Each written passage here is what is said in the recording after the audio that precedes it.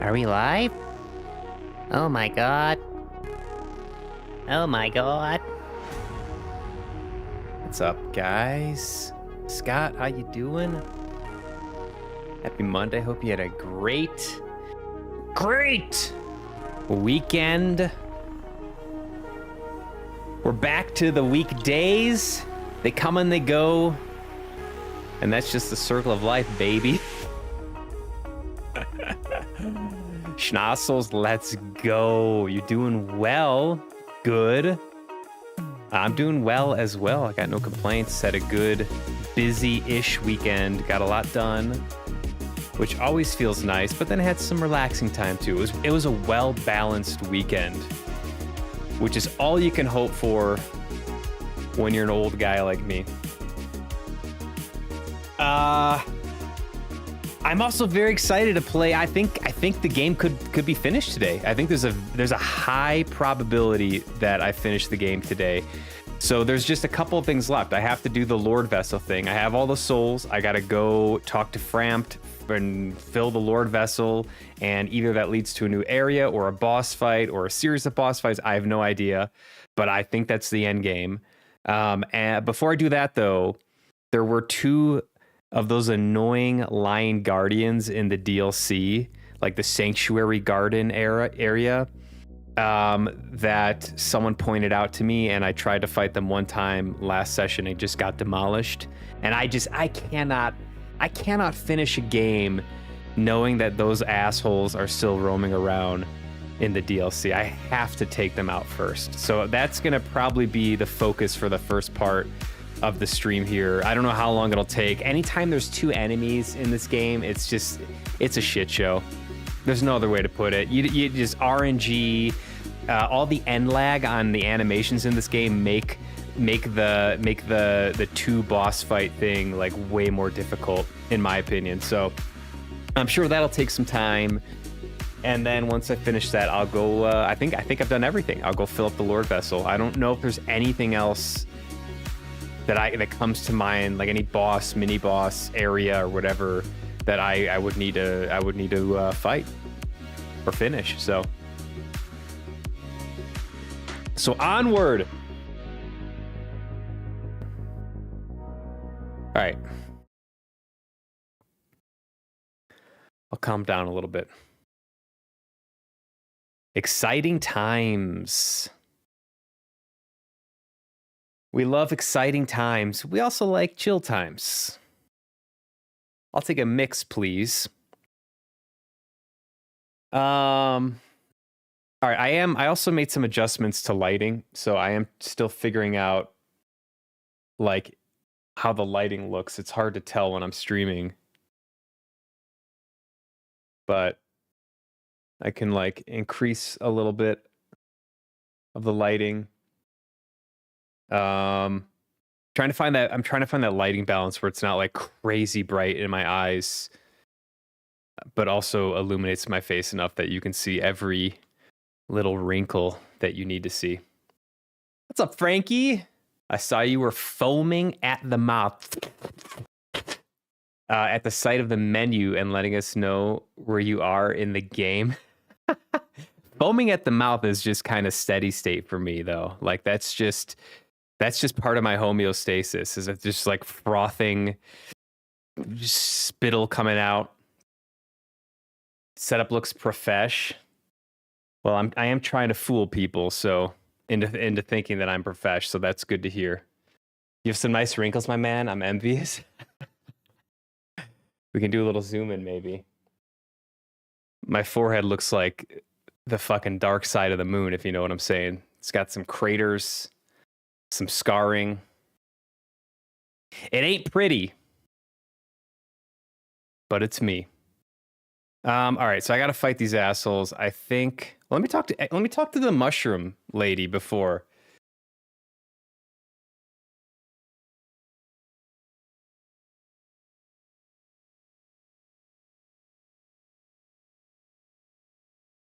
You're right. I saved you all.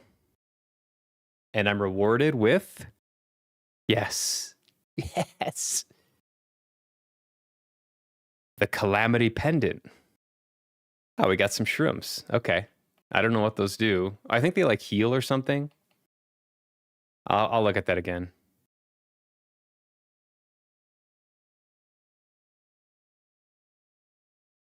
All right. Let me remind myself what these little mushrooms do. I think it's just like a health item. Like it just gives you some heals. Greatly restores HP for a limited duration. Yeah. That's why they keep that side dark. Yeah, we don't want the center light. The center light actually, see the thing about the high brightness of the lights is it does blast out all those little like craters and stuff. The trade-off is you literally blind yourself on stream. But the things we do for beauty, you know? We're growing up. All it means, yeah, true. Can't deny it. Oh shit. Did you have to look at a guide to get here? I didn't look at a guide. I was guided by a viewer, Arg. Arg was extreme. I would have never figured out how to get to the DLC. I would have never figured it out if it weren't for Arg. So I would have had to look up a guide. What I was saying at that time was like, I cannot believe you would pay like $20 for this game and then you can't even access the DLC. Like it's insane. And I'm gonna get absolutely destroyed here. I'm gonna get absolutely destroyed.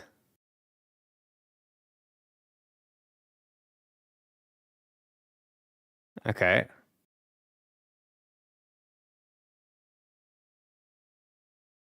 Maybe not.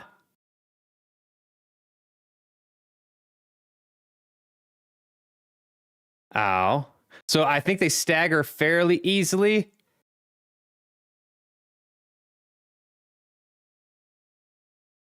Up.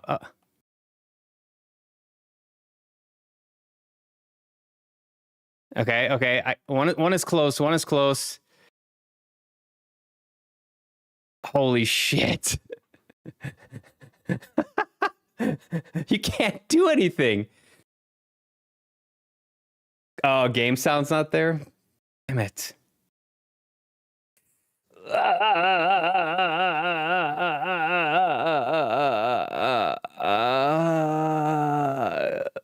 Where's it at? Game sound. Thanks, Scott. Does that do it? There we go. Classic OBS. You got this. I don't think we got game sound though. You're right, guys. Sorry about that.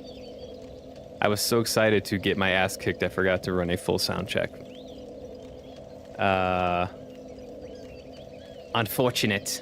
You didn't miss much. Besides roaring noises. Good fight. This fight fucking sucks, man. This fight fucking sucks. Pardon my French. So I think I can stagger one with 3 hits, though. I think that might be the key. It's just like...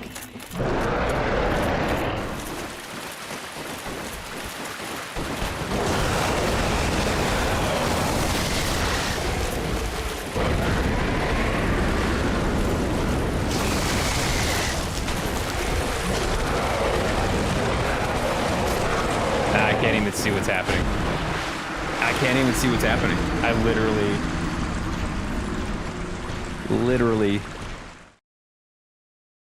don't know what to do. So I do feel like there's going to be some RNG in this. I feel like I'm just going to have to get lucky and kill one, and then I can focus on the other one. But dodging both sets of attacks is just, it's just RNG, it feels like. It's too hard to predict.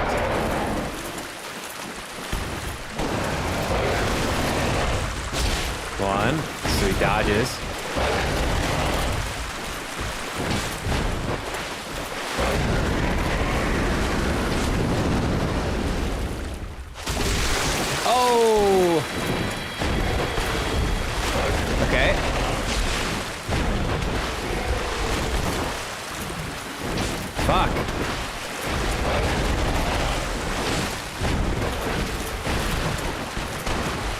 gotta get out of here. I gotta get out of here. Gotta get out of here. Okay.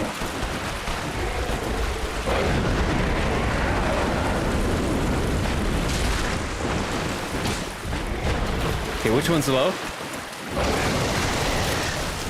Not that one. Okay. Not that one. I gotta go for the back one. Oh, they're scared. They're scared. Come on, boys.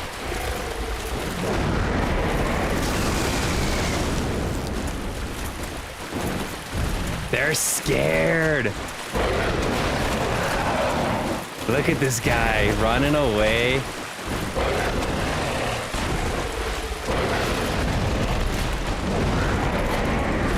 Where'd your tail go, buddy? Oh, no. No, he was 1 health. Man, stamina's a problem in this fight. Imagine how clunky this was, not remastered. I was told all they remastered was the graphics. Did they change boss fights? I was told that the only thing they really affected, like they added a bonfire and they just changed the graphics so it goes above 720 and can get up to 60 FPS. You cut my brother's tail off, and I'll do it again. And I'll do it again. Oh look, it grew back.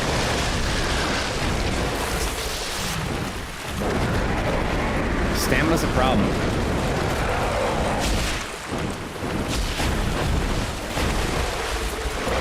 Stamina's a problem. Ah. Dead. Up.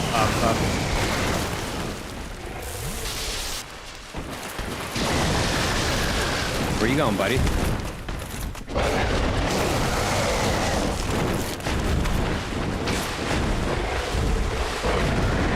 Oh my god.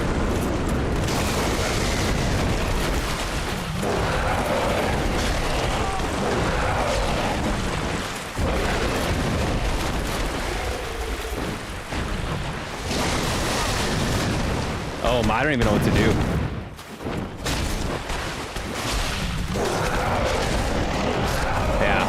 I just gotta like get one of them that are like, I gotta get one when it's like kind of just stalled and try to get like 3 good hits in. What did I get with the tail though?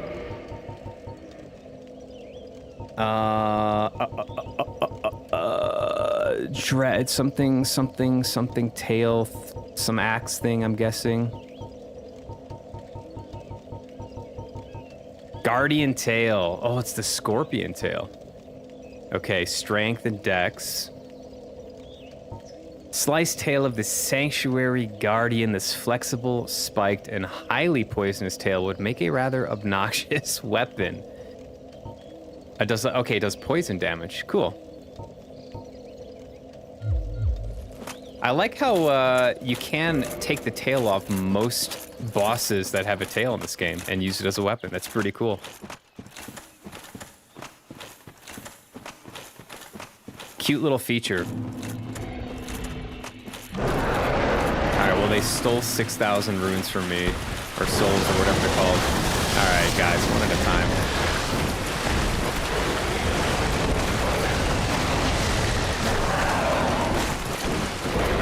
Yeah. I'm having trouble with the quick movement.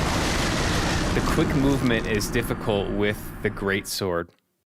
I feel like a pokey thing would do very well here. Like something quick and pokey. But I don't think anything is gonna do better than the amount of damage I'm doing with this weapon. Like I think it's a trade-off. So I'm gonna stick with what I've got. Oh, I think I took apart the lightning spear anyways. I can't even use the lightning spear. I changed the lightning spear to like the moon, or not the moonlight.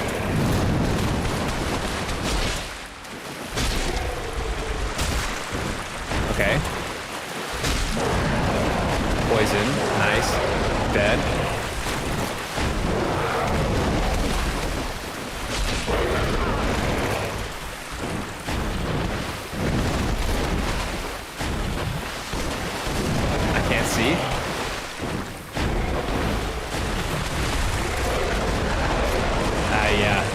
I don't even know.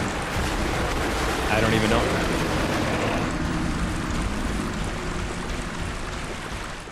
The amount of RNG in this. I don't have words.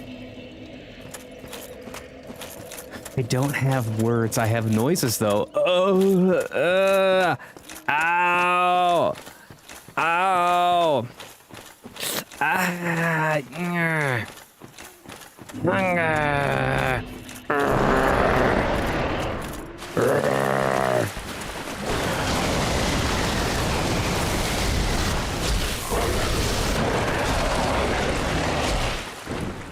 I miss.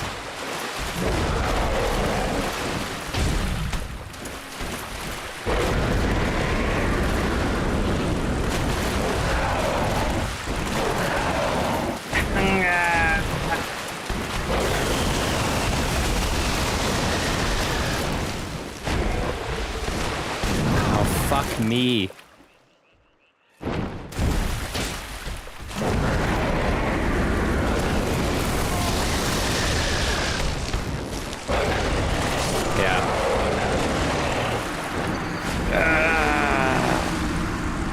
The schnoz grunt.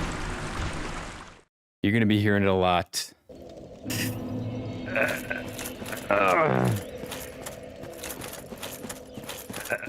Argoblarg. Argoblarg. Those are the noises I'm making right now. I'm not greeting Argoblarg, I'm just making noises. Hiya! Oh, they're scared. Should I try to give them the old bow attack? I can't even see this guy. Ah, I walked into that. I know better than that.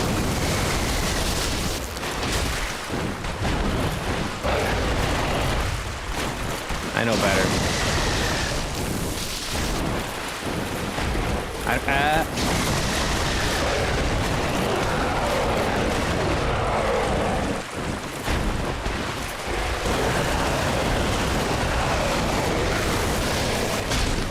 Okay.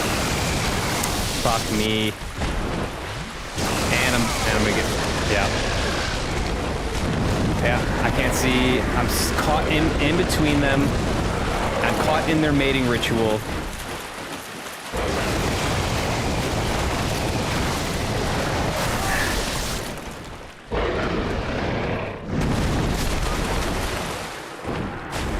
Oh my god. What's up, Ark? Happy Monday. You gotta love starting a session like this. You know you're gonna have a great day when you start a session like this. Walking into the Sanctuary Protector's mating ritual and being absolutely demolished.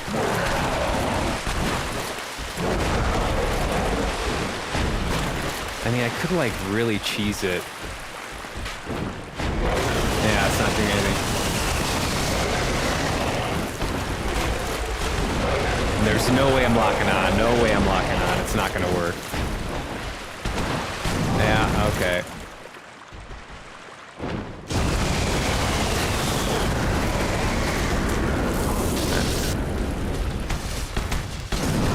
I can't even do anything. Up!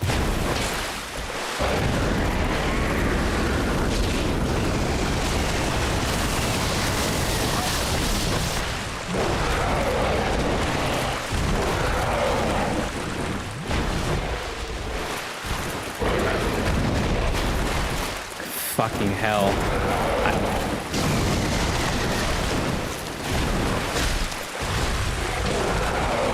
I wanted the other one, not you. This is so RNG.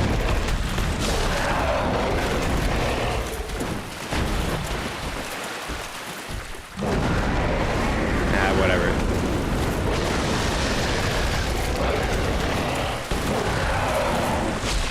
It's so RNG. The slicing attack might be the way. The slicing attack.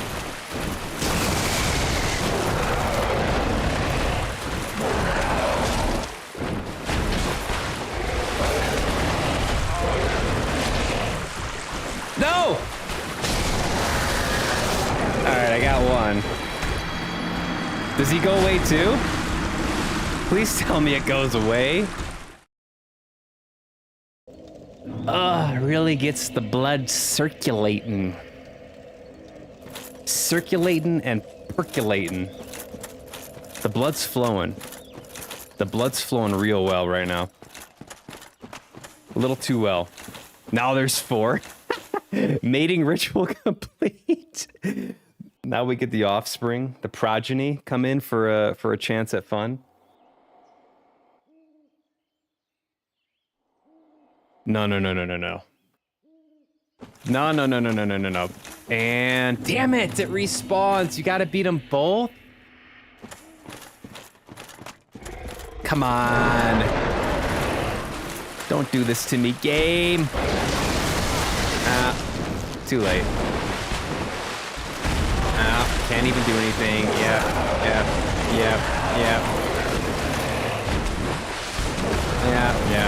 Have your way. Have your fun. Have your fun. Nothing I can do.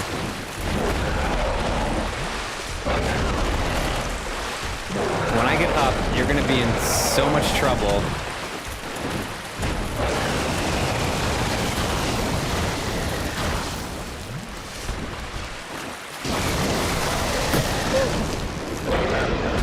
This is so stupid.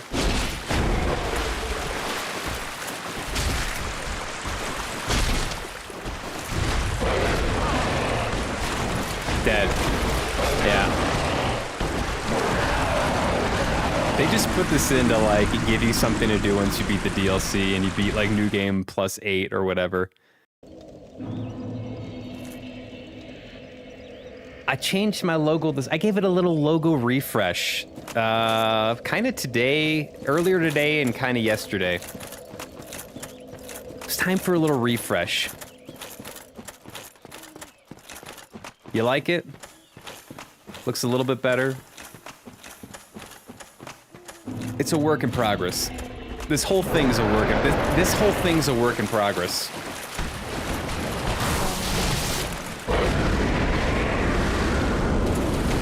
Yeah, okay. So I think what makes this, I'm like trying to think of other Soulsborne boss fights that are where you get double teamed. And what makes this one particularly annoying is that it's in Dark Souls 1, which means you have this crazy end lag after like you do anything. Like basically, especially with the greatsword, but basically if you're healing, if you're rolling, you have this like end lag that just leaves you vulnerable.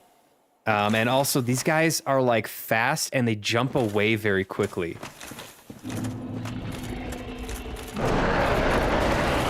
So this just, it's hell. Yeah, there you go. Up, so end lag. Trying to dodge. Gotta heal. Yeah. You thought they updated the engine to match DS3? Oh, no. No, it doesn't feel that good. Yeah, I think Arg was the one that said they just, they apparently just, it's mostly like a graphical update. I think Arg also mentioned they put in a new bonfire near the tomb, in the catacombs near the tomb of the Great Giants. Although I think they could have made it way better. Like way closer to the Tomb of the Giants. I think it's kind of equidistant to the one they had, but yeah, the end lag is brutal.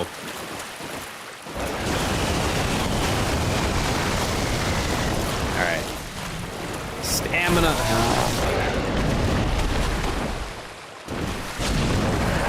There we go.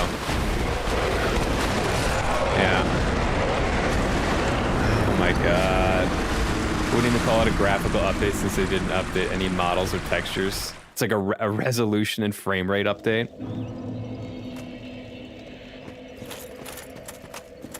Just bump those frames up and let us play it in 4K. Hey, I'll take it. I'm gonna have to rate this game soon. And I think I've kind of got a score in my head, depending on the final boss. But this game has surprised me. I've mentioned it a couple of times. I did not expect to like this game as much as I did. I expected there to be a lot of jank, and I thought that the jank would overwhelm my enjoyment of this game, and I don't think that's been the case so far. Although the final boss could ruin that, so we'll see. I think this is still an enjoyable game in 2025. Despite things like this boss fight here. Oh my god, you get sniped. He runs away.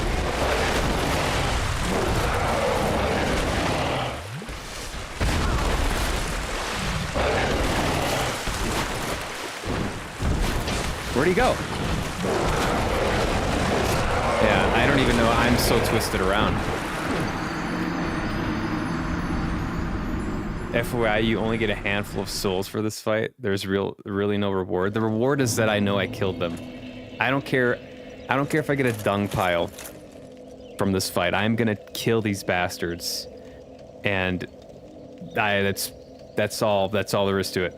I'm so determined. I don't like leaving these type of bosses alive in these games. Like in Elden Ring, I feel like I kind of set the precedent in Elden Ring where I literally tried to kill everything that was like a mini boss / boss, and it was fun, and it made me feel like I did a good job, because I really need to feel that at times like these.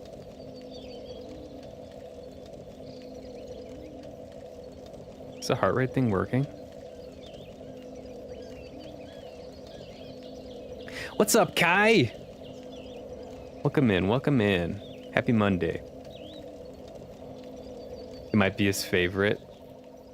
There's no boss health bar, and they respawn, so it's not technically a boss. It's a challenge, though. It's a challenge.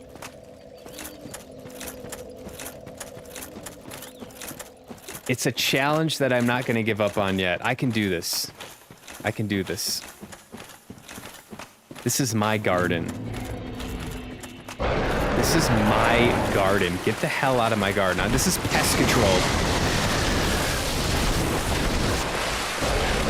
Uh-oh, I'm fucked now, though.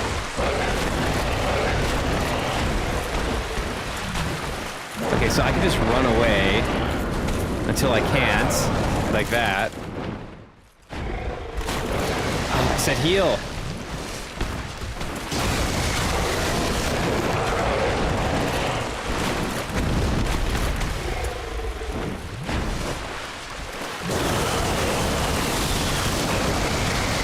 Probably try shielding more.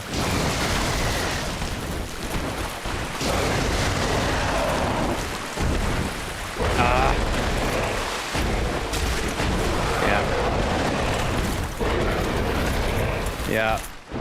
What happened? I died somehow. I don't even know. That's the spirit. Oh, I'll beat them. This might be the hardest fight in the game. The run back's easy too. See if like you give me a run back like this, I have no choice. I'm locked in. You got pretty close. Once one of them is down, you basically have it. I like to think that with 5 flasks, though, that might be a problem. Maybe I'll put 10 flasks on just in case. Although it's frustrating, that little head pounce move these guys have is pretty adorable. No! Nothing is adorable. I don't want to hear it. They're not cute. They're not adorable. They get no sympathy, no slightly positive emotion or adoration. They get seething rage and disgust.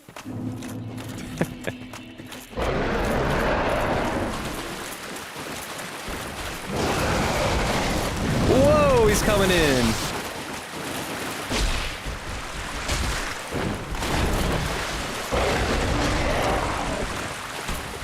Why am I...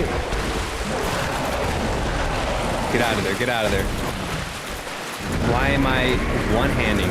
my god, that move sucks. I'm dead. Yeah.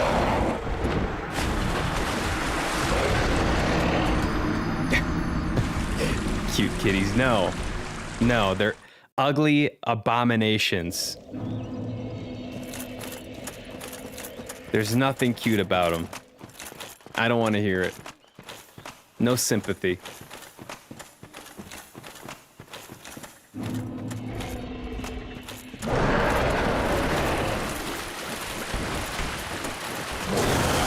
I'm having a hard time telling when they're gonna do the fireball and the little, like, machine gun thing. Yeah, I can't tell the difference. I also just get caught. I just get caught in that move and die. Holy shit. Hardest fight in the game? Actual hardest fight in the game confirmed? All right, let me get the posture fix here. It's a posture issue. It's not a skill issue. What else could I do? I need that stamina regen. I really need it.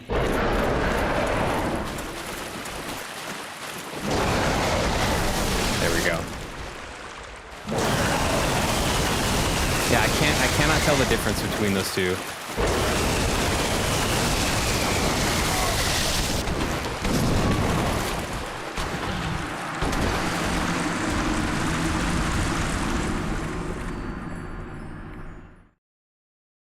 The RNG in this is absolutely insane.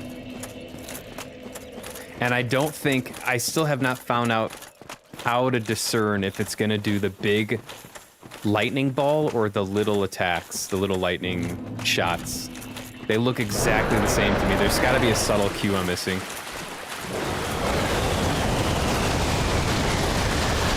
Maybe the head goes down further?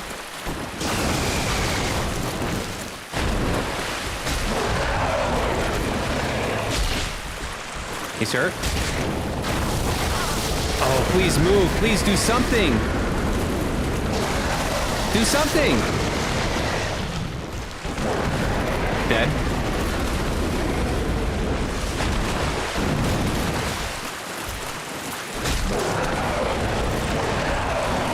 I can't see. Can't see. Camera's fucked up. I can't see. I can't see. Get up.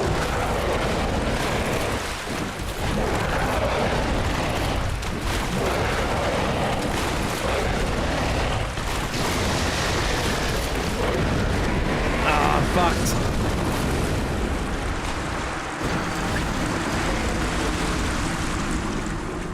It's a posture issue. Me wondering why the sit-ups aren't working the way I want them to, despite having half a pound of cake and 3 pizzas for breakfast. It's a posture issue. That's why the sit-ups ain't hidden. Yo, if you're eating all that shit and doing sit-ups after it, holy cow, you are a beast. You are an absolute animal. I would be bedridden. That is determination levels I can only dream of. Yeah. There we go, right in between them. That's where I want to be. That's where I want to. I'm spamming dodge, spamming dodge, spamming dodge. Dead. Right here. I haven't gotten one attack on any of them.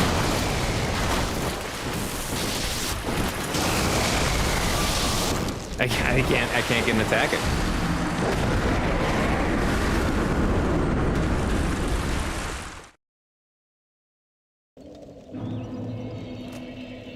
Holy shit.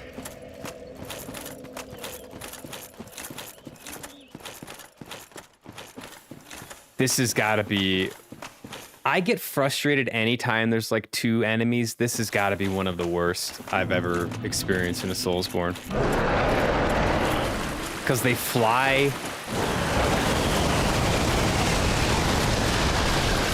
Recharge, recharge.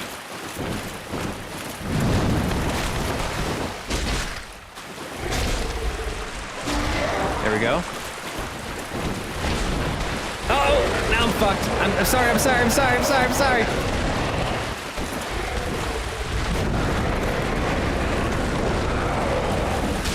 Get back.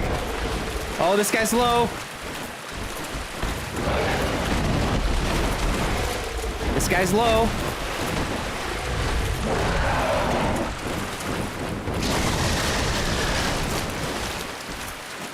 This guy's low. I can get a swipe attack in, I think, for the win. Yes! Ah! Heal!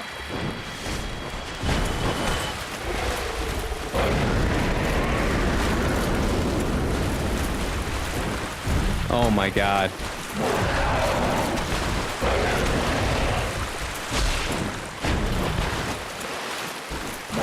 Dodge in.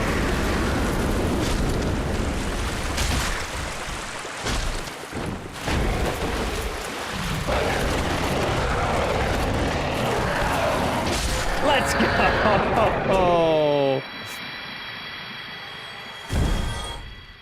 6,000. Yeah, that sucks. You were right, R. That's like at least 20,000. 6,000?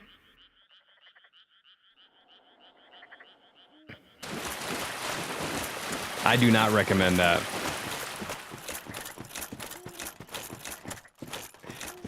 Should have gone to the bathroom sooner. Did you miss it? All right, now I can tell. They're so cute. They're so cute. They just make me feel all warm and fuzzy. Aww. Cute little kitties. We love you so much. Yeah, who's a good kitty?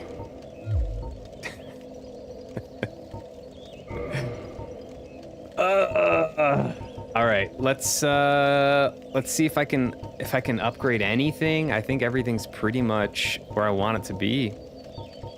Oh, I can put this bad boy up. Sure. Lightning weapon. Acquired best weapon through lightning reinforcement. All right. So that's maxed.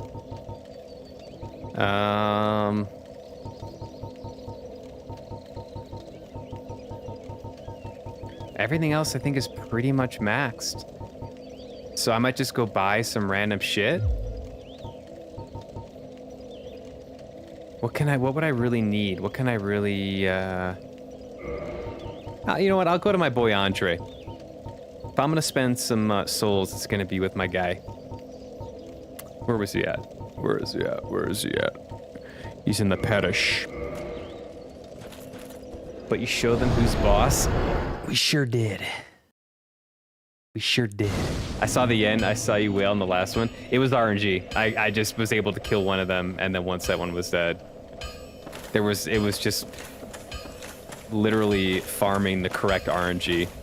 That's what those boss fights feel like sometimes. Well, hello. You seem to be don't need anything for it. Thankfully, it happens sooner than later. Because I imagine I got a fight ahead of me. You know what, Andre? Did I buy all the... Yeah, I bought all the armor I could from you. You know what, Andre? You've been a good guy. I'll buy some shards off ya. Some arrows, too. Don't get yourself.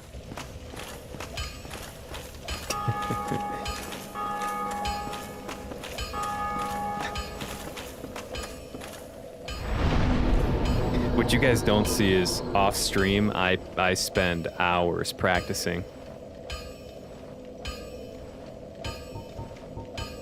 That's actually not true. That would be kind of sad. All right. I think I'm ready.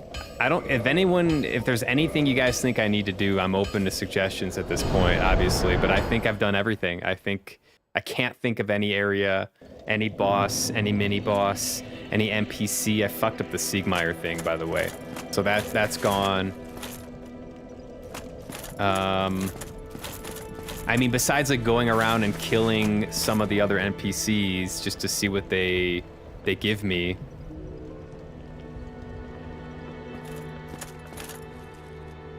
Definitely not true. I've seen you hitting the same boss in Neo for hours. Who's that one boss in Neo that like actually broke me? There was like, oh my god, I forgot the name of the boss. He had like a spear, and I literally spent hours on this boss, and I could not beat him. Okay, and finally, I was about to beat him, and the game went into like offline mode. It just like randomly did that. I don't know why, and like a little pop-up went on the screen, and I couldn't move. And I got killed. I have the clip somewhere. It's unbelievable, the timing on that. Like, infuriating and heartbreaking. But we got it done in the end. Oh, you again. You've come at the perfect time. Oh, have I? Some new gems have come my way. I saved them specially, just for you, mate. What do you got? What do you got there? Piatches, what do you got for me? I don't see anything new.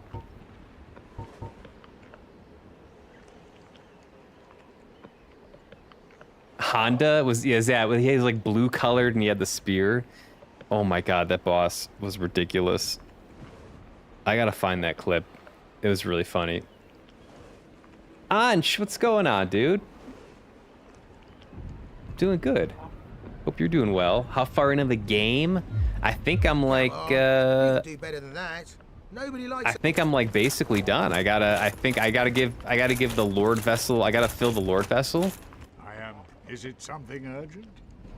I think that's what I need to do here. Warp. And fill up the Lordvessel. Very well. Then And see what stay happens. still for a moment. Starting a new one tonight, a new game. I think what I want to do, if this ends up ending pretty early, like if the fight isn't too hard, I want to watch lore videos, and so I'll watch them on stream. I want to see Vati Vidya, I think, has like a Dark Souls 1 lore video that just probably explains all the lore and just makes everything clearer. So I'll watch that on stream if I finish early. But I don't think I'll start another game today. I will either start a new game tomorrow or on Wednesday if I finish this game. So, yeah, I don't know what this is going to entail, though. This could be like a 10-hour boss fight. It could be 30 minutes. It's hard to tell. I will not be playing Neo, though, I can assure you that. I can assure you that. Let's see, I just go over here, rest at Lordvessel, offer souls to Lordvessel. Here's my offering. 4 powerful souls. Loving the game. I'm enjoying the game very much. Yeah. Gotta say, enjoying it very much.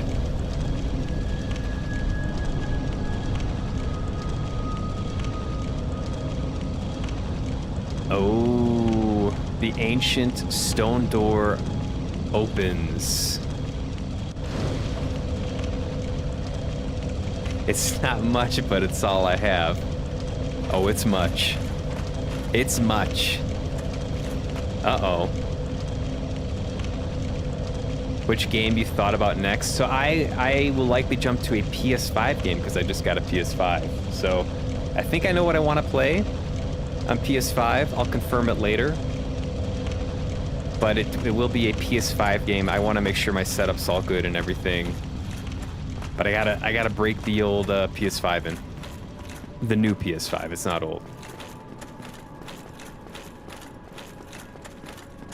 Whoa! Oh, there's a little bit of a hike here. Killing of the first flame. Donk. We're coming in here and we're immediately disrespecting the place. Oh, it's the Black Knights. Easy.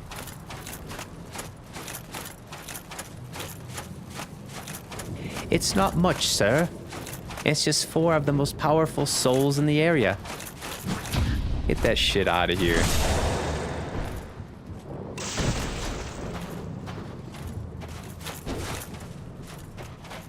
Get that shit out of here. He's scared. Yeah, I would be too. Maybe I'll get that Black Knight spear I've been hoping to get for like who knows how long since early game.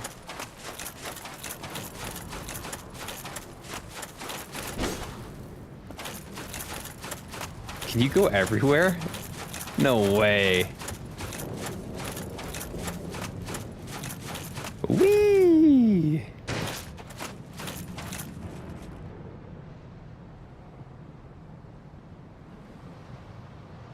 Did you get it for Demon Souls? I got the PS5 partly for Demon Souls. And also partly for GTA 6, because that will be a console release only. So I got like a fairly good deal on it.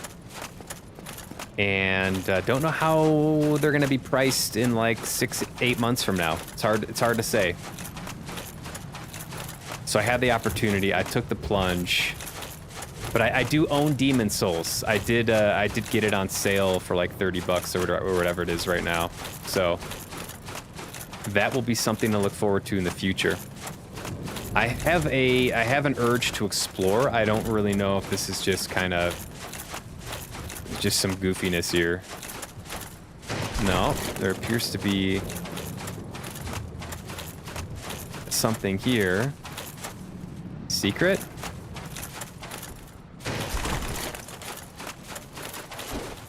Okay.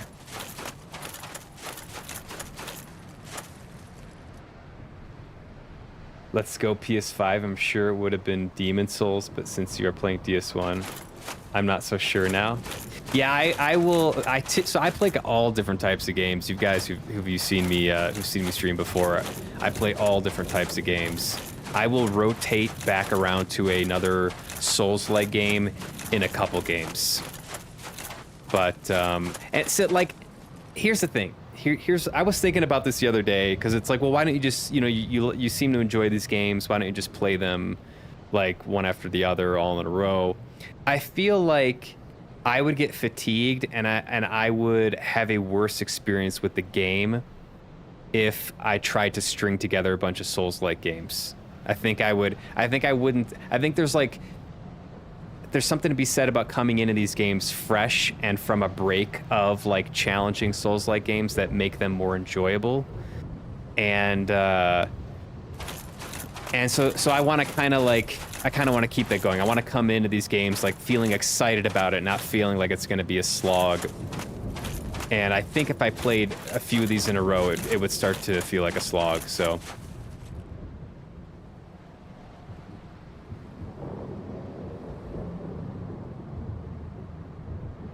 PS7 will be out by then. Yeah. Well, I guess I'll return the PS5 then. GTA 6? Uh-oh. You're probably not wrong, though. We'll get another delay. And I'll throw that thing in the trash. The PS5. Get out of here, sir. These are Black Knights, right? Yeah, these are Black Knights. I would like some Black Knight armor. GTA 6, isn't that a long while away still? I think they're doing October or November of 2026. So 11 months. Unfortunately, I am concerned. You could call me crazy. I'm a little bit concerned that electronics are not going to get any cheaper for us in the States. I don't know how that's going to be with like the tariff stuff that we've been doing, which has had all types of effects on like computer parts and all that stuff. I don't know. So I felt like I had the opportunity to pull the trigger on it, and so I just did. His ankle looks so weird when he's like on a side slope. Look at that. They're like twisted.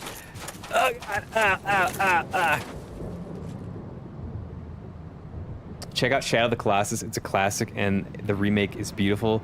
I played the remake on PS4 a long time ago off stream. Loved that game. Fantastic game.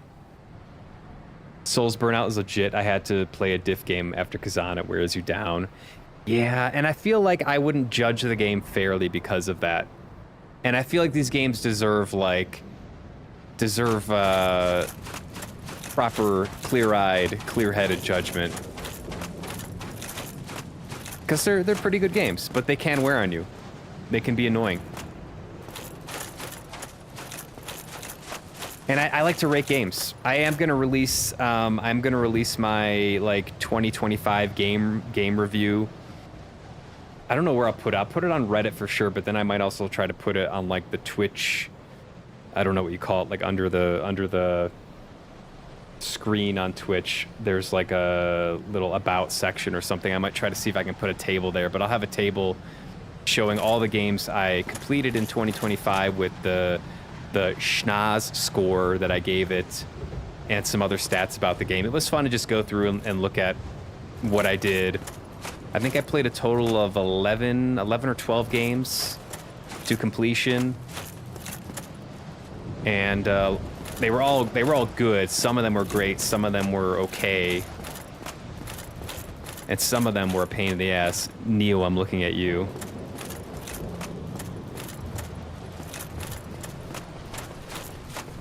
But that will be out soonish, I think. Uh-oh. Oh. Uh-oh. Come on, buddy.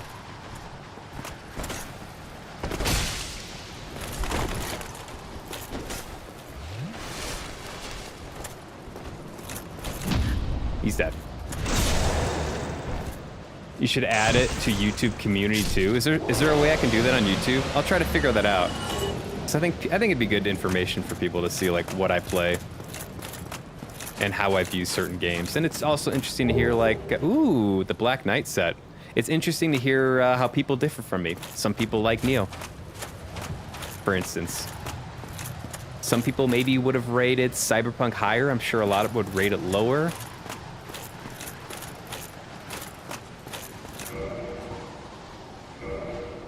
Let's check out the set here though, real quick. So I'll definitely have it on Reddit, but I'll try to put it on YouTube and Twitch as well, and then people can check it out, share their thoughts. The knights followed Lord Gwyn when he departed to link the fire, but they were burned to ashes in the newly kindled flame, wandering the world as disembodied spirits after. Oh, okay, that's the lore of the Black Knight. Cool. Monster Hunter patch tomorrow, though. Ooh. I never played a Monster Hunter game. It's gonna be terrible, that's why I bought a Switch 2. Do you like the Switch 2? Yeah, I was thinking about that too. I'm like, damn, should I jump on a Switch 2? What do you think, Scott? So I have an addiction to Smash Bros. Such that I'm like a little worried about getting a Switch because it could be problematic for my mental health if I have access to a Smash Bros. Console. But there are some games that I haven't played. Tears of the Kingdom. I haven't played Donkey Kong Bonanza, which I'm very intrigued by. I loved Donkey Kong Country. Might be my most nostalgic game. It was one of my first games. I played it on Super Nintendo and loved Donkey Kong Country. And it looks like Bonanza is kind of in that same little area, like DK Island or whatever it's called. So very intrigued by that. And there's a few other games that like are obviously Nintendo exclusives that could be really fun. And I'm worried about the price going up in it. I read something recently that like, oh, the price is going to go up because RAM cost is going up or something. So I don't know. I'm on the fence still. But yeah, I'm very curious. You love Cyberpunk so much, literally hundreds of hours playing it and couldn't stomach the DLC. You couldn't stomach the DLC. What didn't you like about it? I thought it was okay. I don't know if it added, I don't know if it was like better than the main game. I like that it was like kind of a unique like story in a sense, and I like the area that it opened up. I don't think it was amazing. but I think it was generally additive to the main game. I was blown away by the lighting in Cyberpunk. I think it was just phenomenally done. Like they did such a good job. And unfortunately, it's probably like PC specific, right? Like if your PC can't run it well, the game's gonna play like shit, and it might even look like shit. But I had such a good time and was just, again, blown away by how beautiful that game was. I think I gave it a pretty fair score though, because it was buggy. There were some things about it that didn't run well, and I had some other critiques. Get out of here, sir. You've been trying to play Cyberpunk for about 4 years, and I hate that I keep dropping the game. So you start it and don't finish it? Oh, that's a big one. That's gonna hurt. Okay.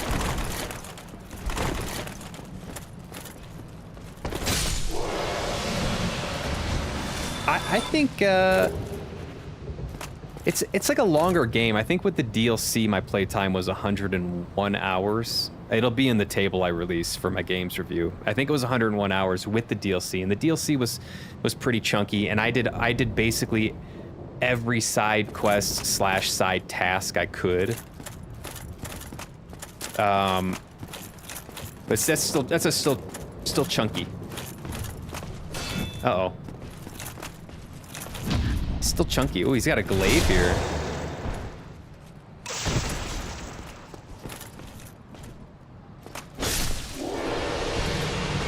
Am I gonna have to run through these guys again? I think if you got a strong PC, I would recommend Cyberpunk, just because it's gorgeous.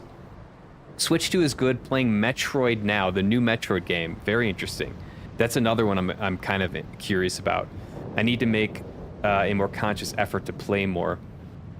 Bonanza is great. Breath of the Wild and Tears of the Kingdom run great on Switch 2. I saw they had like Switch 2 versions. I don't know what that means for Tears of the Kingdom. But maybe upgraded graphics or something slightly. It runs slightly better.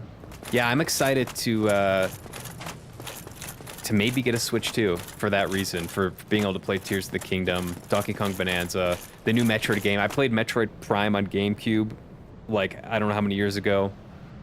So that would be another good one. Is there, wait, there's nowhere to go down here, right? Try plunging attack.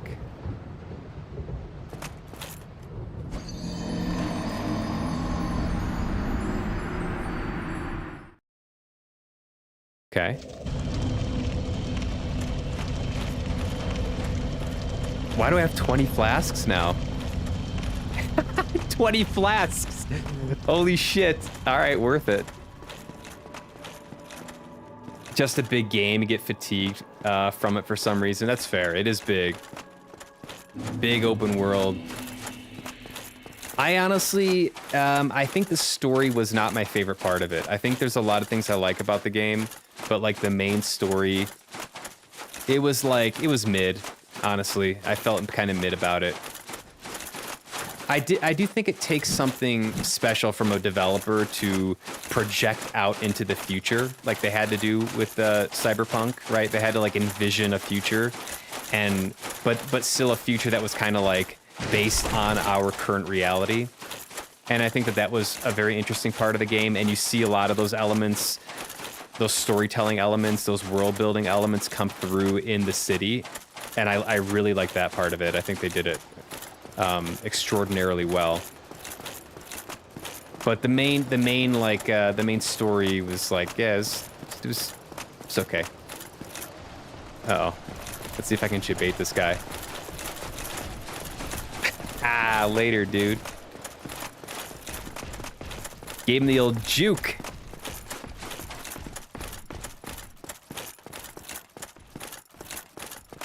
Game's like, hey, take these flasks, bruh. And I'm like, hell yeah. Hey, bro, heard you need some flasks. Why? How did you know, game? Ooh, boy. Okay. Here we go. First try. Ooh, look at this arena. Whoa! We got Daddy Fire here. Uh-oh.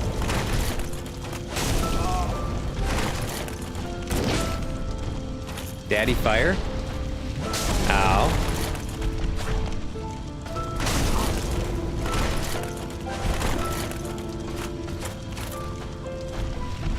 Alright, alright.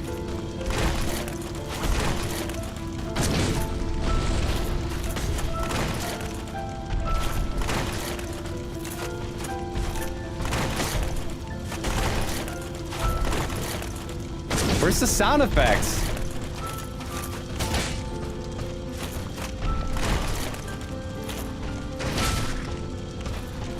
I don't hear a swing. His swing does nothing.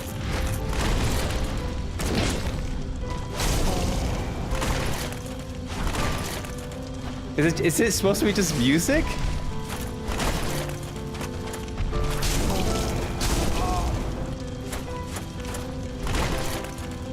I'm dead.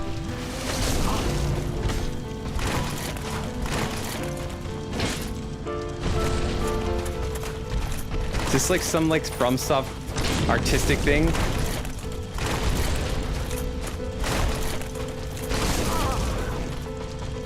Oh, he got me.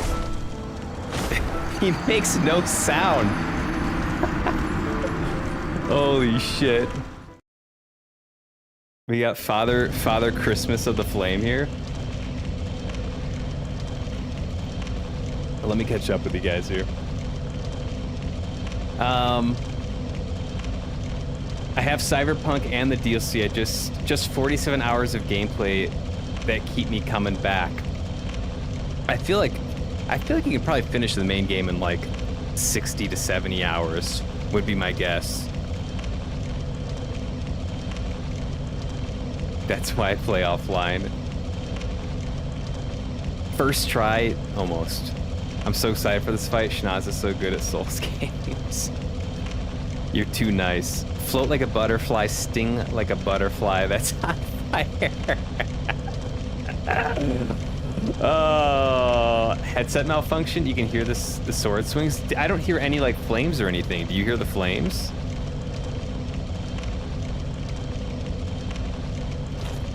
Could it be a headset malfunction?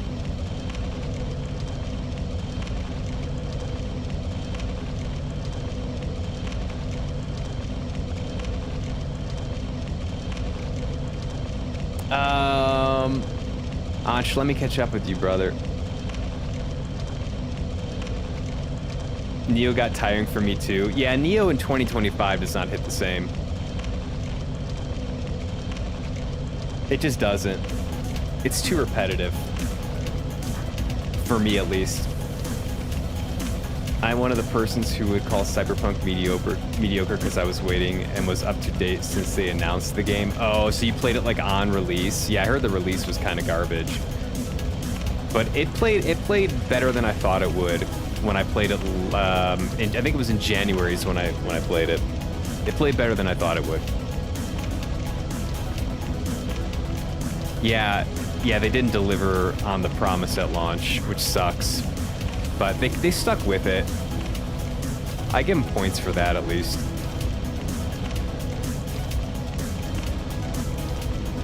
Cyberpunk is kind of game I would mod, then it would be perfect for me, not heavy modding, just quality of life and some gameplay mod. That seems fair. One of the weird things about Cyberpunk I noticed was that a lot of people were walking on the side, so it's like a city, right? And there are people walking on the sidewalk.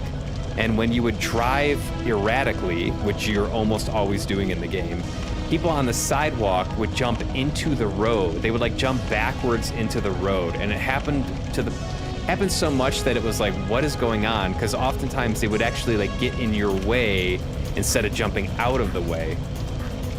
And I don't know if that was intended. It seems kind of like it might have been like a glitch or something. But there was little stuff like that wasn't refined, and I hope they make another one. I think Cyberpunk was good enough that they deserve another chance at the game in a sequel, and I hope they do make it. One of the most beautiful OSTs of this game, probably the best in this fight here. I wonder if I'm not hearing the sound fully.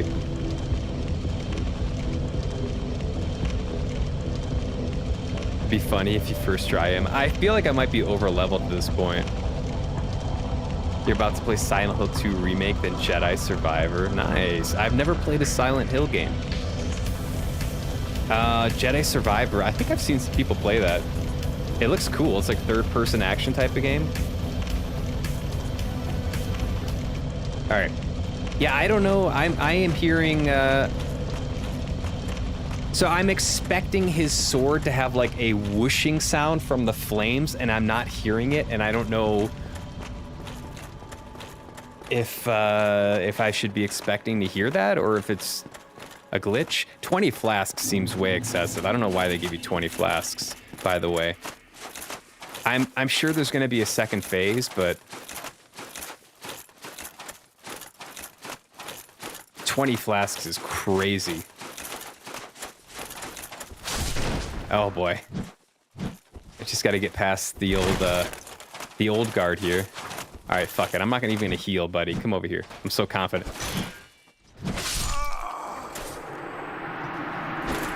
That backfired.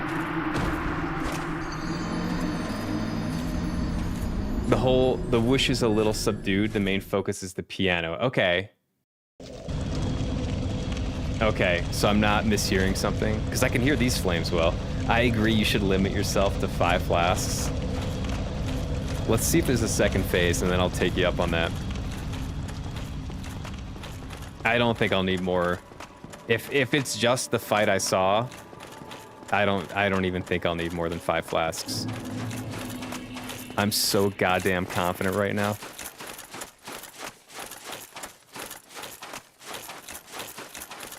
You guys have been gassing me up all stream. He's such a good Souls player. Oh my god.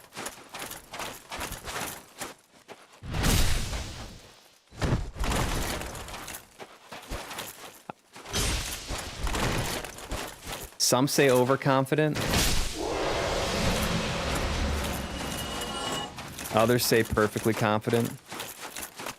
Wow, you get drops. You get a lot of drops here. No slabs, just chunks, though. Interestingly. Nice confidence, brother. My ego's been destroyed this whole game. My ego was destroyed at the beginning of this session. All right.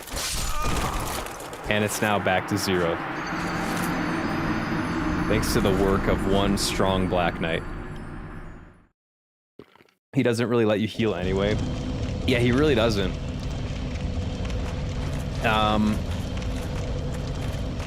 He's very fast.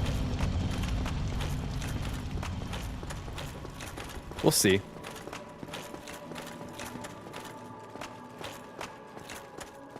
All of a sudden, the challenge is now getting there because I want to run there, but if I get tagged, I'm in trouble. I think if I go left here, I think he's going to come around right, and if I go left here, I can... Oh, I can just do this? Okay. And then sprint.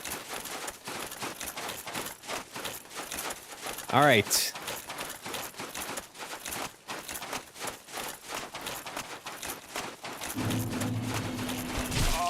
You gotta be kidding me. I need the flasks for the run back, not for the actual fight. That's why they give you 20. They know you're gonna get tortured by these valiant guardian knights, loyal to Gwyn to the very end.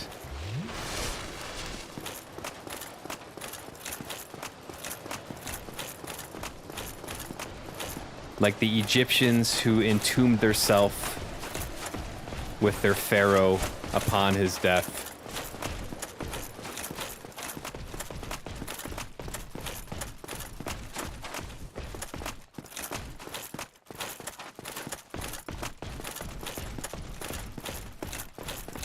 All right, you want to fight? Let's fight.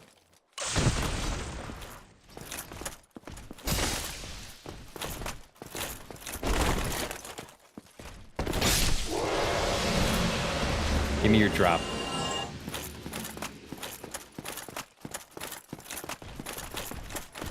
Whoa! Oh, I could have backstabbed him there. That guy's got some hops. All right. Father Christmas of the Flame, Lord Gwyn. I see where that... Oh, man. I see where that one guy got his hops from.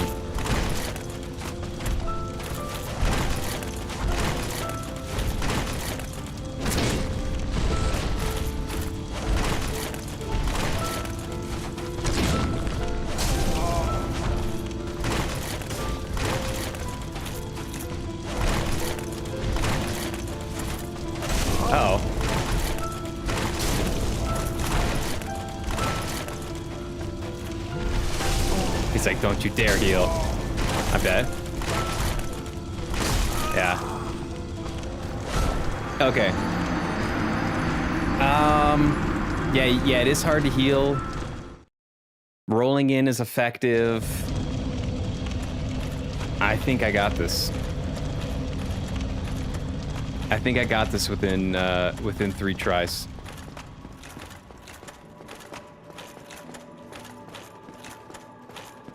That's my prediction.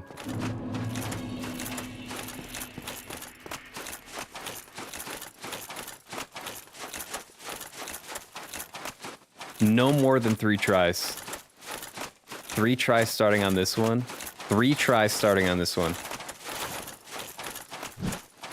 Three boss entries. Entering the boss room 3 times. Want to make that clear because I have a feeling these guys here are not going to go easy on me.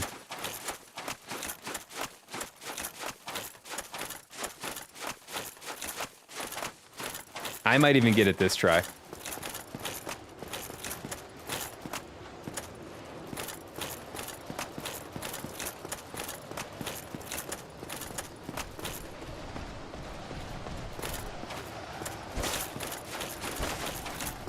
Okay, we'll go around this way. They just can't give you an easy run back in this game, can they? They just can't bring themselves to do it. Oh my god, you're so annoying.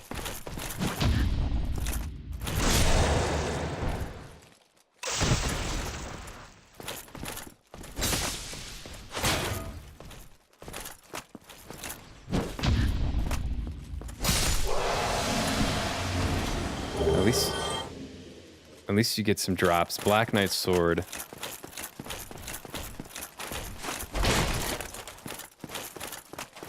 They want you to enjoy the scenery. I mean, looks like someone forgot to empty the wood burning stove.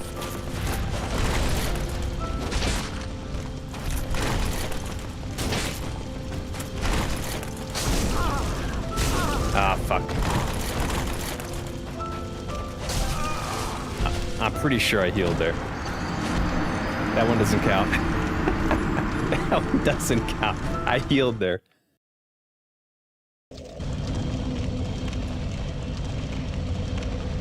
Get pummeled by Black Knights. Yeah, I think that might actually be the, you put that in parentheses. I think the parentheses are around enjoy the scenery.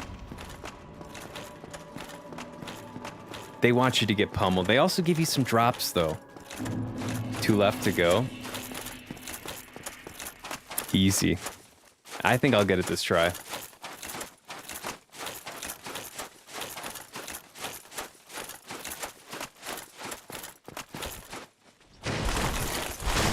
Oh, fuck. I think I'll get it this try.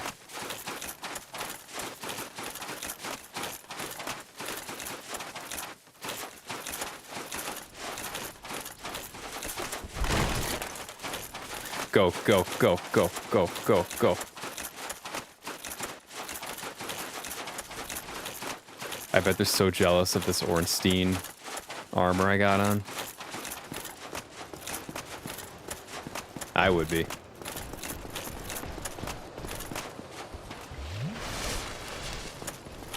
Chase me, chase me.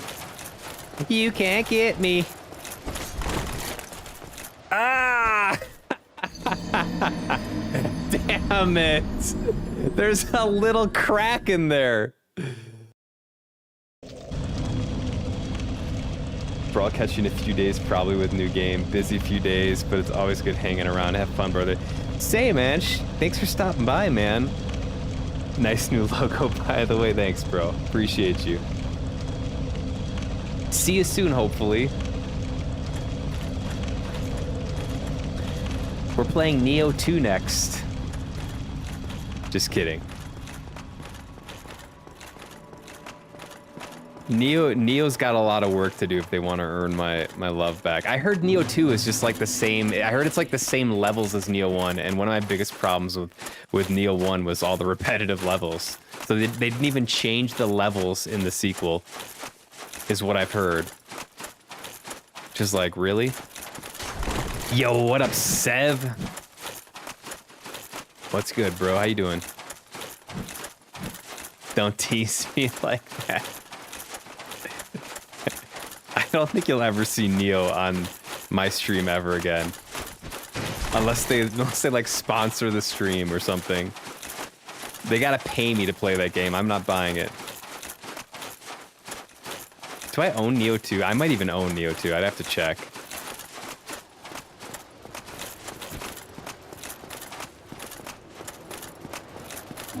Sorry, Neo enjoyers. Alright, we gotta watch out for this crevasse here. Uh-oh. It's okay, I can escape out this way. Alright, who wants the action first? I'm gonna go this way, just kidding. Sucker. Finally killed the new final DLC boss for Night Rain. Ooh. Congrats. I hope it was very satisfying. Kind of hard to fight him solo. I would imagine. Did you do it solo? Solo dolo? Alright. Here we go. Do your little jump. Yeah, do your little jump. Oh, fuck, that moves so fast. Okay, this is the heal time.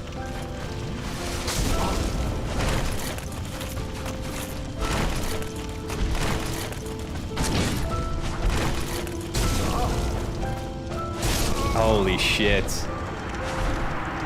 That one move has like sub-millisecond telegraph on it. It is crazy difficult. He swings so fast.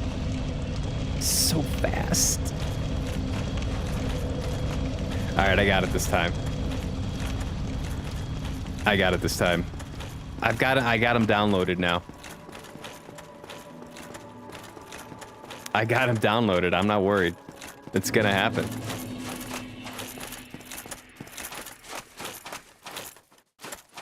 You maintain my first kill of all the night bosses being solo before I play with someone else.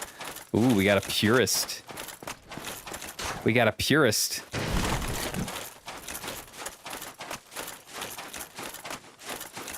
Damn, bro, you do so much Souls gaming. You're playing like DS2, Night Rain. Incredible.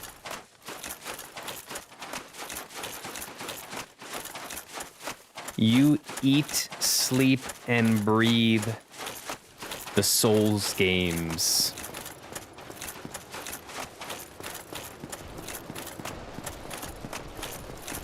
The Souls. It's alright. It's alright.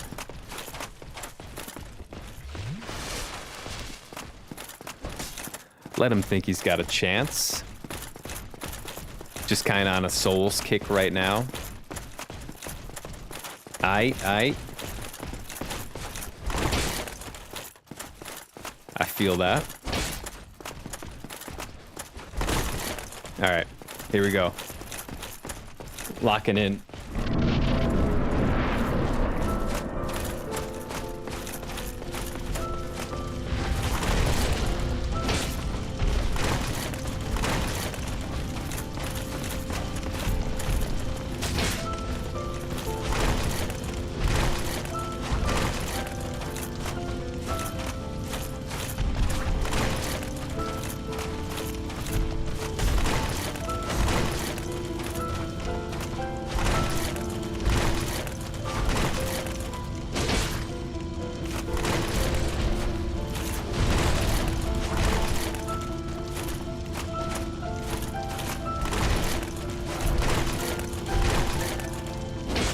Fuck me.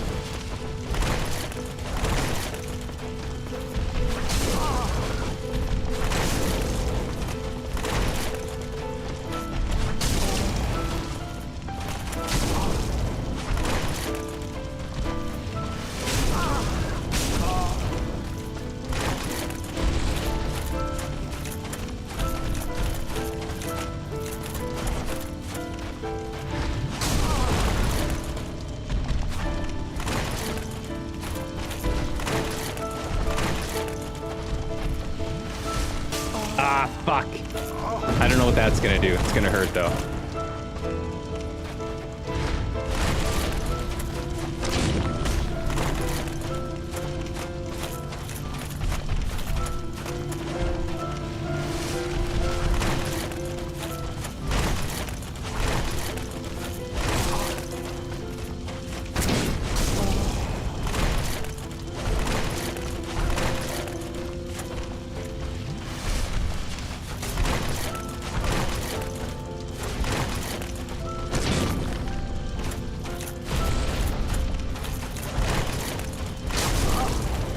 Fuck.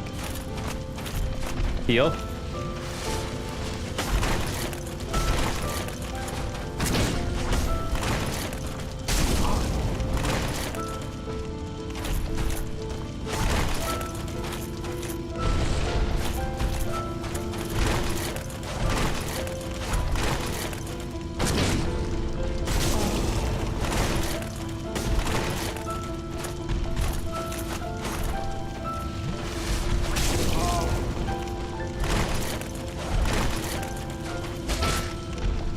No! Heal. I gotta heal, like, right away. Dead.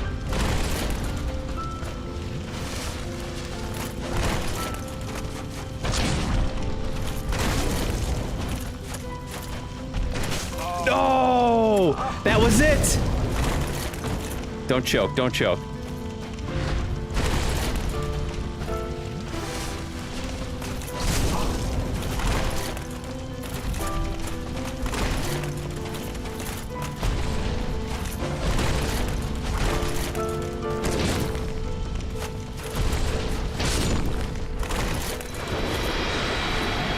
Is that it?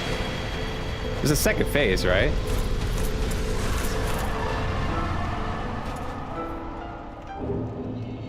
There's a second phase, right?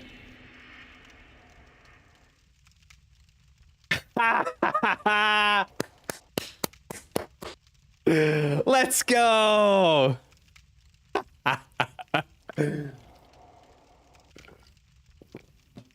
You guys didn't think I could do it. You guys didn't think I could do it.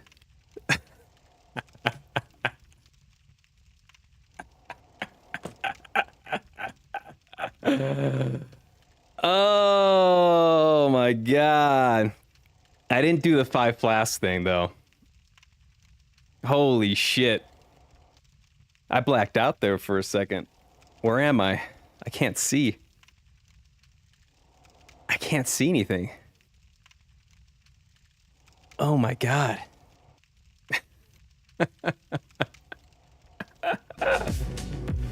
Oh my god.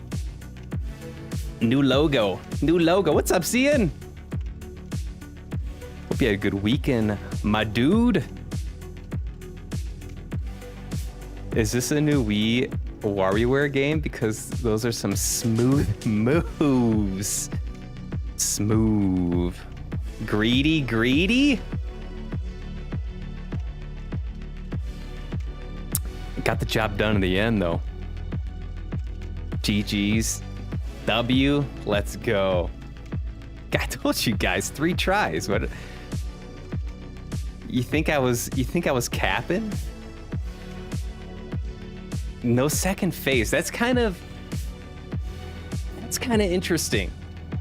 Because there were transformations with other fights in the game, and if any boss deserves a transformation, it would be the final boss. But maybe I'll get something here. I don't know. He's meant to be a bitch. It's a 15-year-old game. Don't think too much of phases. There was at least one phase. I guess maybe I'm thinking of just when like the second gargoyle came in. I thought there was a boss that had like a kind of a phase change. But now it escapes me. So maybe not. Maenus is the real final boss. I think Calamite might be the toughest fight in the game. Calamite was the toughest. What else did I spend a lot of time on? Calamite. I mean, like the first gargoyle, like the Bell Gargoyle fight was tough, but that I think part of that was also learning the game. And then also the RNG element was difficult in that. Oh, Ornstein. Yeah, Ornstein. Ornstein was probably the most difficult, yeah. Oh, that had the second phase. That had the true second phase, because it like, he got like a new health bar.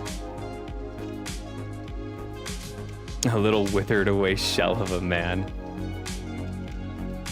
Don't hit the bonfire yet unless you're trying to insta new game. No, I'm not. You have 5 flasks left. Maybe that's what you meant. Yes, exactly, Arg. Yes, that's what I meant. Ornstein and Smog. Yes, that was the toughest fight, and that had a true second phase, as far as I would define a second phase in the Soulsborne games.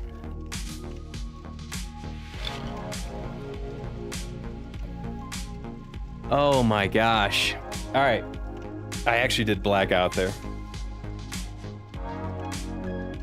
I dug real deep for a level of focus I haven't achieved in years. Okay. So what do we, uh-oh.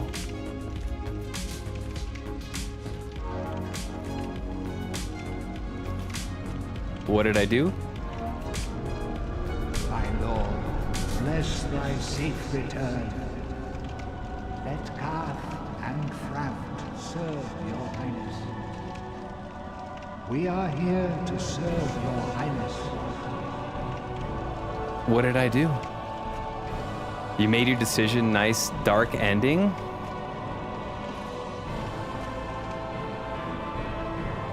Let the true dark be cast upon the world. What did I do that influenced this ending? I want to know, like, what choices did I make? I have no idea what just happened. All right. Yeah, so I'm gonna watch lore videos on stream because this is done pretty early. I want to know what the fuck just happened in this game. I have no idea. There was a splitting of the something, and then there were four guys that got some of the split. I was one of them. I was the part of the Pygmy Lord or something. I don't even know. I don't know what just happened, so I'm not going to comment on that now. I need a lot of backstory, but I want to talk about the game. This is my opportunity. I like to talk about the game and give it a rating during the credits scene. That's kind of what I do. It's just fun for me to put a cap on the game, and I've done it for almost every game, so this one's going to be no different. Thank you guys for being here for this end moment.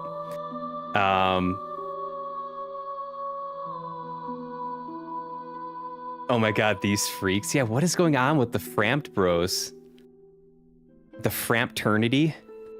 Hey, you got your KCD2 glasses. You like that? That's why I chose that helm, even though you can't even upgrade it. I love those glasses. You didn't link the fire? Oh, that was... What? Wait, Sev told me not to light the fire or something. I was literally just walking around the area and something happened. Well done, now load up DS2. I wish I had that in me. I wish I had that in me. The gods wanted you to sacrifice yourself to kindle the first flame to keep the age of fire going. So we're like, fuck it, now we'll keep the lights off. Is that what we did? Oh my god. That was entirely unintentional, but that's what happened. Time for Neo 2. I would need a full sponsorship by Neo in order to even touch Neo 2 at this point. I'm just putting it out in the universe. Neo wants to swing in, throw some money at me. They can do that. That's what it's gonna take. The gauntlet continues. Instead, he just bailed so the fire will die out and an age of darkness starts. Sounds lovely. I don't know. Okay. That's our ending. I was just walking around admiring the architecture in the boss room. Sev Evilage. There are two endings, one Link and one walks away. I thought I was just gonna take a stroll. I was just trying to take a stroll around the place. And the game ended. To be fair, I forgot that happened. I haven't finished DS1 in a hot min. You left me in the dark. And now the age is over. You got the cool ending. Fuck the first flame. I don't care. I'm sure I'll see the ending when I watch the lore video. You took a stroll, all right? I took a stroll and the whole world is now going to be in darkness for an epoch.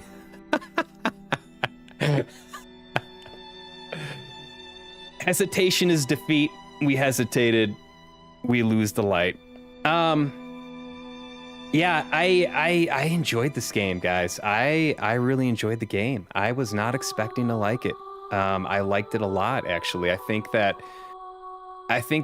despite all of the jankiness, and there's a lot of jankiness, and I've talked about it throughout the game, it's the obvious stuff, the run backs, the weapon system is so bad. Like, it's just, I'm sure there's a logic to the weapon system for upgrading and all this stuff, but it's just not accessible unless you're doing a whole lot of research or really like spending time studying it, and it shouldn't be that way. And to FromSoft's credit, they did fix this in later games. The weapon system is... Oh, here we go. The weapon system has been changed, so I don't want to like... Yes, indeed. The dark sign brands the undead. Is this just the beginning of the game? I don't want to belabor the point. And I think it's a testament to FromSoft that they fixed that. The undead are corralled and led to Oopsies. the DS1 poggers. Poggers. Now go get that second ending. All right, the next game is New Game Plus of Dark Souls 1. I liked it that much. This is just the beginning, I'm pretty sure. But you start with all your weapons and everything. Okay, that's cool. This is your fate. So you can presumably link it at the end of the new game. Okay. I don't care. At least they gave me the armor. That's nice. I started as a wretch or whatever it was called. I started naked with a club. And look how far we've come. Thanks, brother. The mysterious elite knight. At a time when there was nothing else, it wasn't bad. Now it's questionable. Oh. Penny. Penny's locked out. She can't handle this darkness. I can maybe get her in.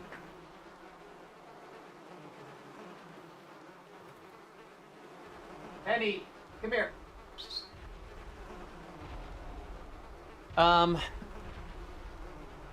They jailed you again because you didn't do the one thing they hired you to do. Bro, you had one job.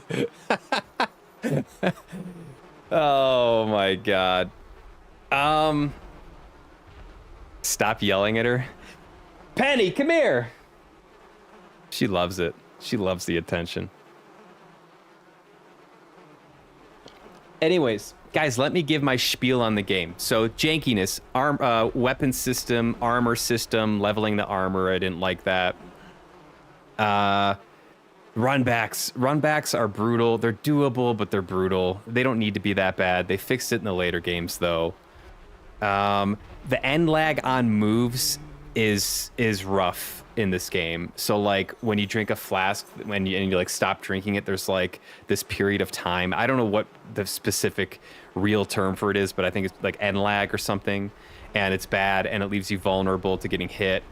And that plus like just the slowness of the rolls in this game compared to the later games. So like Elden Ring, I would call that jank. It's just not as refined as it is in the later games.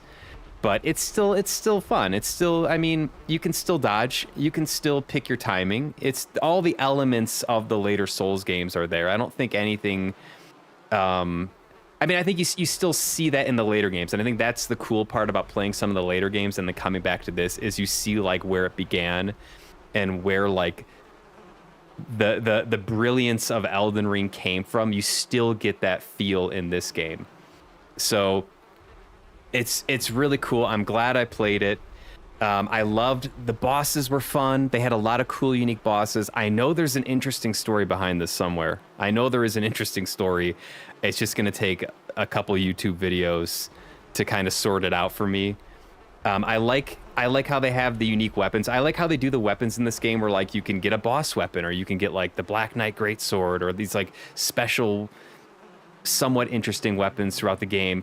I like how you can get the interesting armor sets. Like all those elements are still in this game as they are in later games, just to a lesser degree, but they're still here and they're still awesome. The pairing is fun. This is the most fun I've had with pairing in a Soulsborne game by far. I didn't parry that much in Bloodborne, so that's kind of something that maybe I would do in another playthrough. But I thought pairing it felt good, and maybe that's because all of the movement is slowed down, so it is more viable. So that was a really cool element. Level design is brilliant. It's just brilliant. Like they do such a good job making these levels, adding in shortcuts, having like the right enemies at the right places. They torch you in some areas, and other areas you cruise through, but they really do a good job with level design, and that's something they've kept up through the games, in my opinion. Overall, awesome experience. I'm very happy I played this. I would say to anyone who has not played this game and kind of like me and has played a few other Soulsborne games though, and is becoming more and more interested in Soulsborne, I would say put this on your radar. It's not that bad. It's doable, and I think the charm of it overcomes the jankiness. So I am going to give it a rating of 86 out of 100. I think 86 is a strong score for a game that's 11 years old, 14 years old. It's over 10 years old. For comparison, I think I gave Indiana Jones and the Great Circle an 85. I gave Resident Evil 4 an 84, or Resident Evil 4 an 84. Cyberpunk got an 88, so this game at 86 is like a pretty strong showing. It's not quite up at like Elden Ring 95 out of 100, but it's a good game. I enjoyed it. I'm glad I played it. I think end play time is going to be around 70 hours or so with the DLC and basically doing everything I could do. So, awesome playthrough. I love how passionate people are for these games too. It's so much fun playing with people who enjoy these games and enjoy watching these games. So shout out to Arg and Sev for the guidance. I think there was like at least 3 areas in this game, 3 points in this game where I would have been like, I don't know what to do. Like the DLC is the obvious one. Like how do you access the DLC, right? Like no one in the right mind is finding that out just by chance. Like you have to look that up, which is really funny because you presumably paid for the DLC. You paid for the content, and to access it, you have to like jump through all these hoops. There were other couple moments in the game. One of them, like I think chat was hinting at going to Sen's Fortress versus like Tomb of the Giants, and there was a couple other areas. I think New Londo was another one. Chat was like, yeah, you should probably do Sen's Fortress. I think that was a very good decision.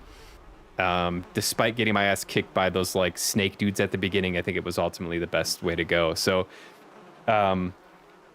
very, very grateful to have pros out here that can kind of guide me along. And if you're playing it by yourself in a vacuum, you might need to like jump on Google and figure out maybe the best way to proceed at some points in the game. But,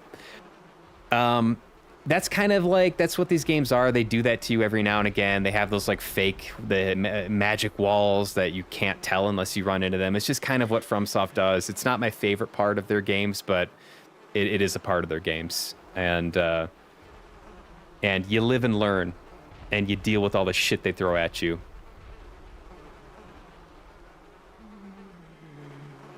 Fat rolling, funny and cool. Fat rolling, best fat rolling in all the Soulsborne. That's an objective statement. Like the fat rolling in this game is phenomenal. It's so good. Just like tossing your weight on the ground, landing on your side, and kind of like half somersaulting through it. It's just hilarious. Could do boss tier list. Yes, that's a great idea. I do want to watch a video. I think the first priority, I want to jump on YouTube. I'll do it on stream. I need to know what's going on. I need to watch a video. And then depending on if there's any more interesting videos, I'll either watch those or we could do a boss tier list. I did one for Elden Ring and it was really fun.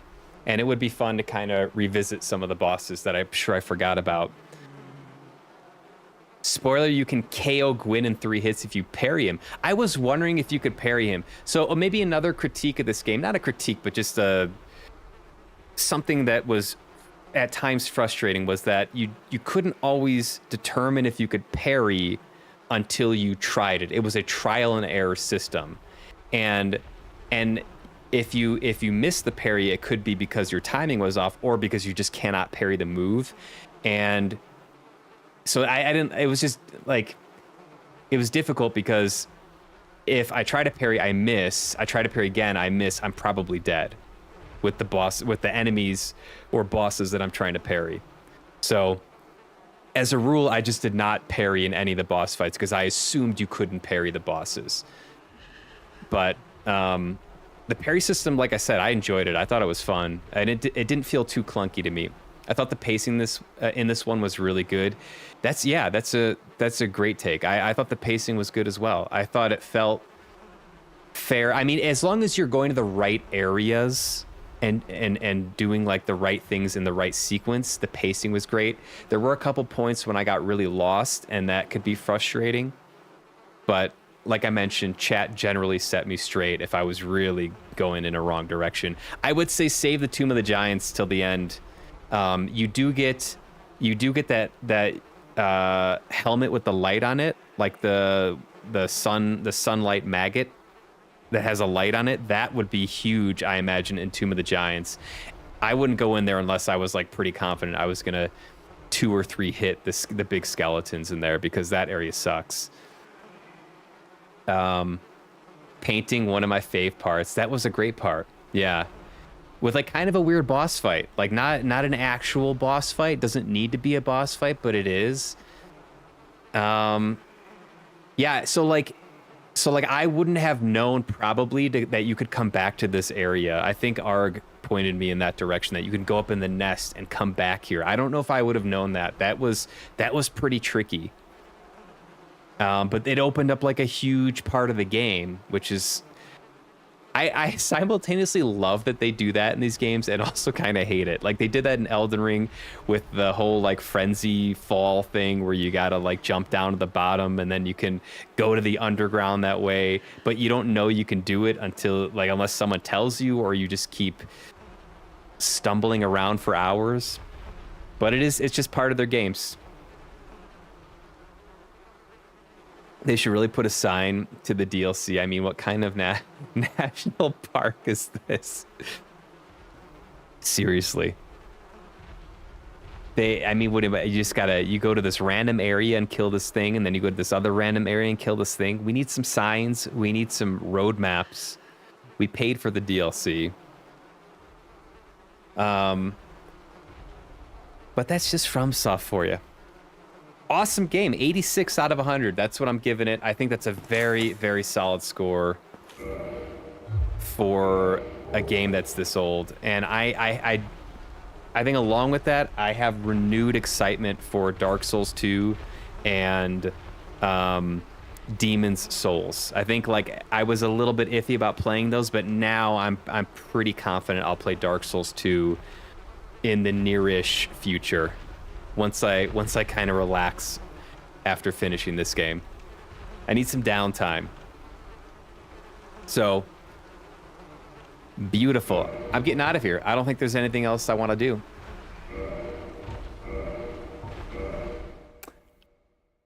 I don't think there's anything else I want to do, guys, except watch some videos on the lore to determine what the hell just happened to me. What did they just do to me? Oh my god, I cleaned up my desktop too. Jack's gonna be so proud of me. It's slightly cleaner now. What's final playtime? 71 hours final playtime. Okay.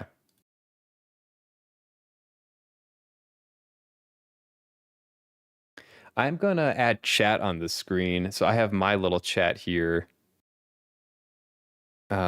Which I'll take off, and then I'll go to this, which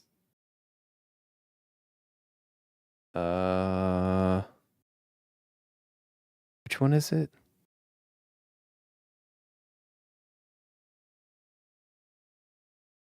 Hold on.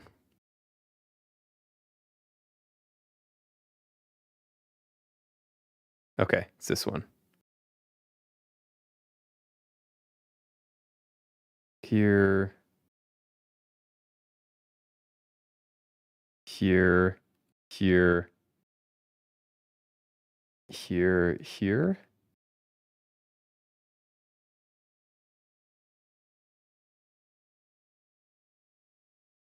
There we go.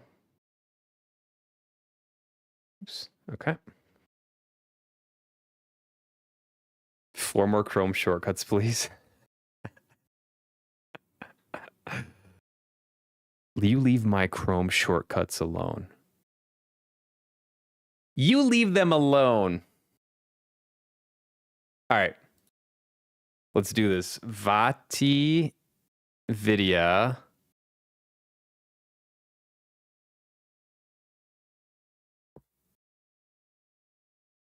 Dark Souls 1.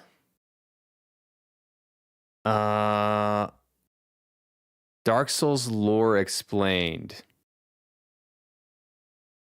Is this it?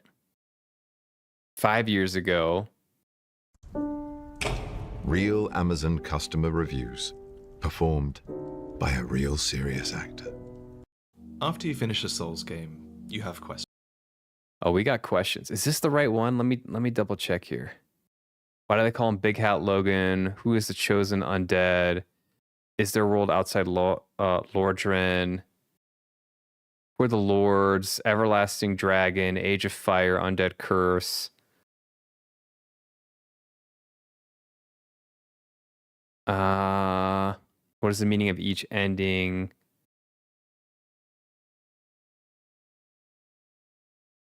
Is this just like all lore? Crumb sucks. Firefox for the win. You're a Firefoxer? You a Foxa? I occasionally use Firefox too. I don't have it on this computer, I don't think. Sev, do you know of any like Dark Souls 1 specific games? This one says it's made for Dark Souls Remastered.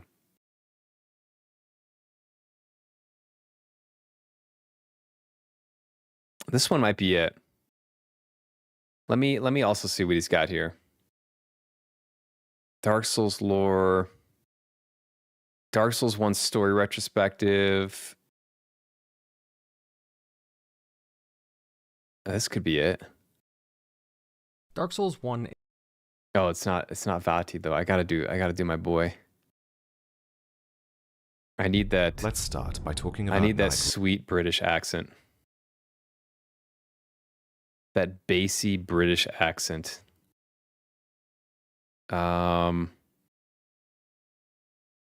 Oldest? Solaire.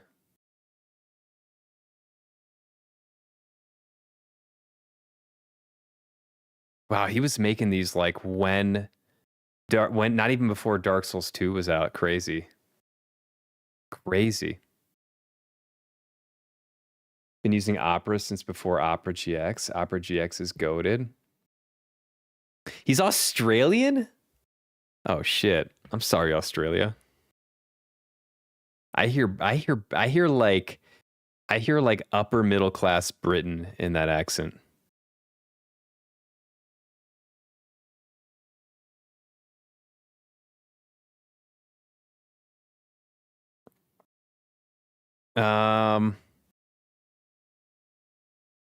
I don't know. I think I might just do this one. questions. Why am I on fire? What's the point of locking myself in this cave? Which ending is the right one? And of course, the age-old question. This is Dark why Souls do 3. they call him Big Hat Logan? First, let's start with the player character. Who is the chosen undead? Well, they are who you make them. Whether you were a thief or a knight, from Astora or Katarina, it doesn't matter. What's important is that you ended up in a cell at the right place and the right time. For you head to Lordran, in accordance with an old legend that speaks of a mission for a chosen undead hero. This legend is, by the way, most likely a deception by the gods, probably designed to lure powerful heroes to Lordran, but we'll get to that later. Is there a world outside Lordran? Lordran is just the land of the gods, and there is a wider world of man with many more countries therein. The fate of the world largely revolves around Lordran though, so we never go to these other places. But the characters we do meet in Lordran often hail from these foreign countries, and you can tell that they've been designed to be accurate characterizations of their homelands. What you're seeing on screen are the results of an art competition to depict these foreign places. So check out that video if you're interested, and subscribe to see the next competition really soon. How did this world come to be? Originally, the world had no disparity. Everything was just rock, from the land to the trees to the dragons. It was homogeneous, static, without beginning or end. Then, similar to the Big Bang, fire suddenly came to exist. Okay. And it disrupted this eternal monotony. Were Now, dragons there wasn't around, though? just existence, but there were states of existence. Heat and cold, light and dark, life and death. The result was a rock universe gradually changing into the world as you see it in-game, including its overabundance of souls. What is a soul? So when fire came to be and permeated the universe, so did souls. Thus, the soul is the power of disparity itself.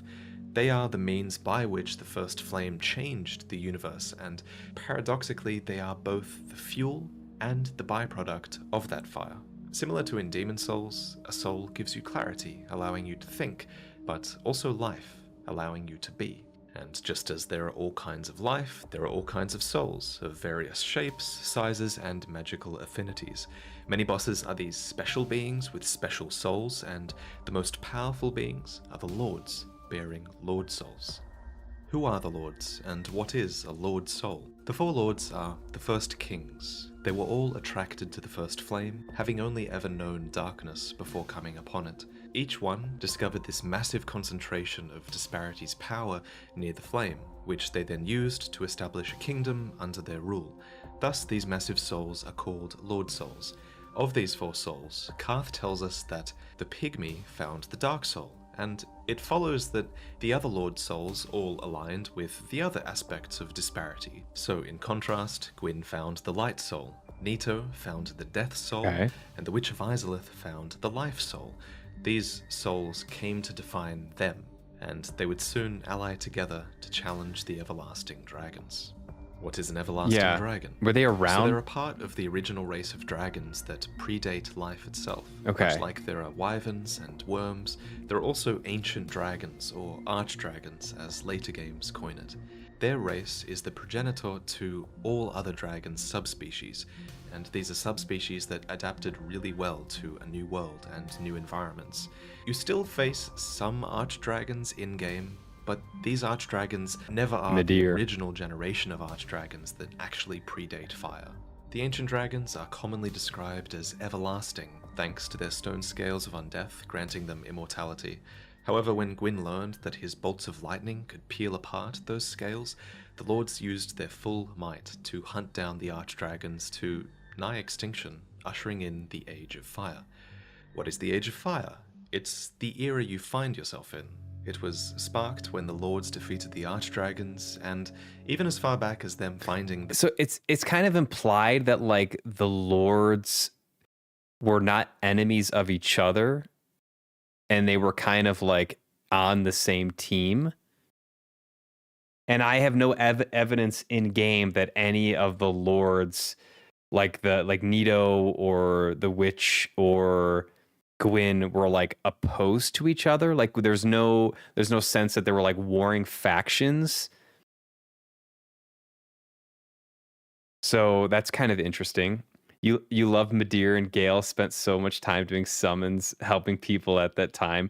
Those are very notable boss fights from DS3. Midir was horrible. And I remember complaining so much about the run back of Midir in Dark Souls 3. Little did I know that basically all of the bosses in DS1 had run backs similar to that run back. Gale was tough. I actually thought the unnamed dude, I forgot, he's just like the unnamed, unknown, forgotten. I forgot what his actual name was. I think it was supposed to be like Gwyn's like firstborn son. He rode the dragon. That was an exceptionally difficult boss fight for me. Yeah, there's some cool lore with Gale too. And kind of like the end of the DS3 DLC. I remember watching it at the time, but don't remember too much about it. Their Lord Souls could be denoted as the dawn or beginning of the Age of Fire. So what follows is this period dominated by the Lords. Much of this epoch is also denoted as the Age of Gods, since the 3 Lords residing in Lordran with their fellow deities are on the rise or at their zenith during it. However, this golden age can only continue so long as fire at the source of the gods' power remains strong. But eventually, fire will fade, and only darkness will remain. This, quote, is what Karth describes as the logic of the world. And when that happens, the gods are supposed to be replaced, and their Age of Fire is supposed to become an Age of Dark. In the original Dark Souls, you find yourself at this crossroad. The first flame is about to go out. Even now, its power is barely reaching the world of man, and what follows is a proverbial night. I didn't even get to see that. Era, I walked too far away and ended the game. Okay, so it's what kind of is sad. the undead curse? Ever since the first flame began to wane, a dark ring of fire has manifested upon the bodies of certain humans, a sign of the dark burgeoning within them. This dark sign marks you as an ageless immortal, though your endless revival comes at the cost of your own souls and sanity until you eventually hollow. What caused the undead curse? This question is at the very heart of this series, and the answer is really quite complex. You'll have a better time with this though if you're familiar with all three games. So when the world first began, a creature called the Pygmy found the Dark Soul. Okay. Who they were isn't known, nor is it really important. What is important is that they split the Dark Soul into fragments. Right. And these fragments came to be known as humanity, which is a small Which you black see in the spirit DLC. found within every human. Karth refers to the furtive Pygmy as your ancestor.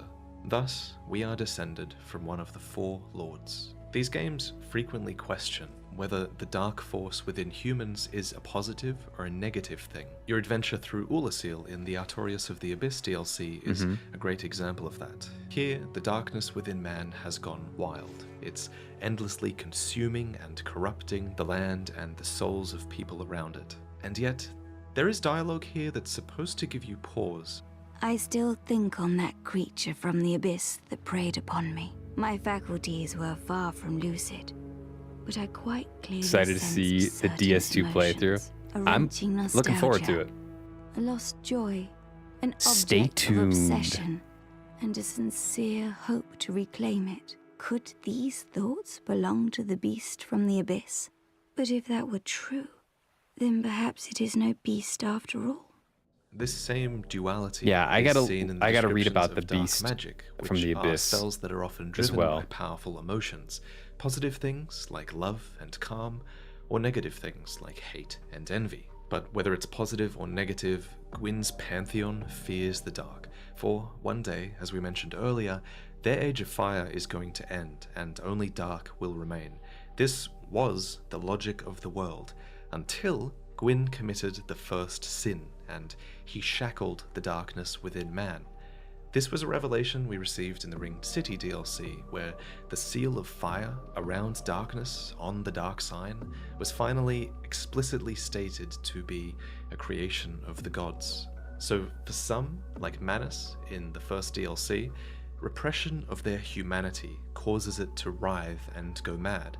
However, this seal of fire was placed upon mankind so early in their existence that, for most people, their shackles are all that they know. As a result, and this is really important, humankind end up living their lives through souls that they hold completely separate from the humanity that's within them. You only have to look to the white souls of adventurers that you find in-game as proof of that. Living like this is the lie that Aldia talked about in Dark Souls 2. All men trust fully the illusion of life. Spoilers. But is this so wrong? A construction, a facade, and yet a world full of warmth and scandals. Young Hollow, are you intent on shattering the oak, spoiling this wonderful falsehood? But in retrospect, the most chilling dialogue Aldia has was this. Once, the Lord of Light banished dark and all that stemmed from humanity. And men assumed a fleeting form. We're led to believe that the dark sign cursed humanity with undeath, but Aldia's dialogue means this can't be true. Instead, Aldia says mankind's lives became fleeting when they were branded with the dark sign. So this means that they were originally immortals, and indeed, this is the state that you return to when you hollow. What is hollowing? Humanity once stood proud within every human, but when the curse I was feel like put I'm in upon like a college humanity lecture right became now. bound, lost, and repressed. So during this age of fire, Humanity. humanity came to rely heavily on their white soul for their sense of self, and we can see this in the names of these souls. When fire fades, the seal of fire restraining the dark grows weaker. Thus, when fire fades, it follows that our dark soul starts to break free, consuming the white soul that we've come to believe is the self, and this process of losing the self is called hollowing. Dying or losing heart, it accelerates this process. So, an undead must maintain physical and mental fortitude in order to resist this process. However, as you might remember, the Hollows of Londor in Dark Souls 3 believe that their hollow states are really the most honest shape of man. This isn't an easy truth to face, especially since the Dark Soul has become this ravenous, repressed thing. To stay sane as a Hollow, one may need to drain the life of others, and the Hollows of Londor are universally reviled as a result of this. Ultimately, it just leaves you wondering whether this is really the best path for mankind, or whether it's better to just accept the shackles of the gods, or whether humanity's fate has been stolen by the curse either way. How do we cure the undead curse? Well, curse is an actual affliction, just like poison or toxin. You can experience its build-up in-game, and what this curse does is it locks the Dark Soul away from the self. It's really about the barrier, it's about the separation, and the Dark Sigil explains this. It says that as humanity leaks out, the curse accumulates in exchange. Unfortunately, humans are helpless against curses, and all we can do is redirect their influence. For example, when you use a purging stone, what you're doing is not actually curing the curse, you're actually just transferring the curse to this stone, and this stone was or is another person. In the original Dark Souls, we do something similar to this process called reverse hollowing. So this is a process that requires you to have a humanity. And it's easy to assume that we're just absorbing the humanity and restoring our humanity, but what's actually happening here is kind of the opposite. Yes, a humanity sprite is taken into the self, but it then acts as a sort of surrogate for the curse, like a purging stone does, and remember, we offer this humanity up to the bonfire. This keeps our white, regular soul safe, and it prevents us from going hollow. Further proof of this dynamic exists in Dark Souls 2, where using a human effigy is just like transferring your curse to a human surrogate. And in Dark Souls 3, we found the Purging Monument, which is this enormous vessel that's overflowing with offered curses. Why did the gods curse humanity? So the logic of the world denotes that fire will fade and only dark will remain. Naturally, Gwyn feared this and managed to enforce a fleeting form upon humanity. The fate of mankind became irreversibly linked to fire, and thus the logic of the world was changed forever. What is the fire linking? It's a ritual for preserving the first flame. With the decline of fire and the rise of the dark and undeath, the gods were thrown into disarray, and the Lord's peaceful relations ultimately collapsed. Before things broke down, however, they concocted a plan to revive the first flame with a powerful soul. So I'm a little bit. Is he using are the gods and lords interchangeable? Like, is Gwyn a god that he's referring to, or is there something other than Gwyn that's a god?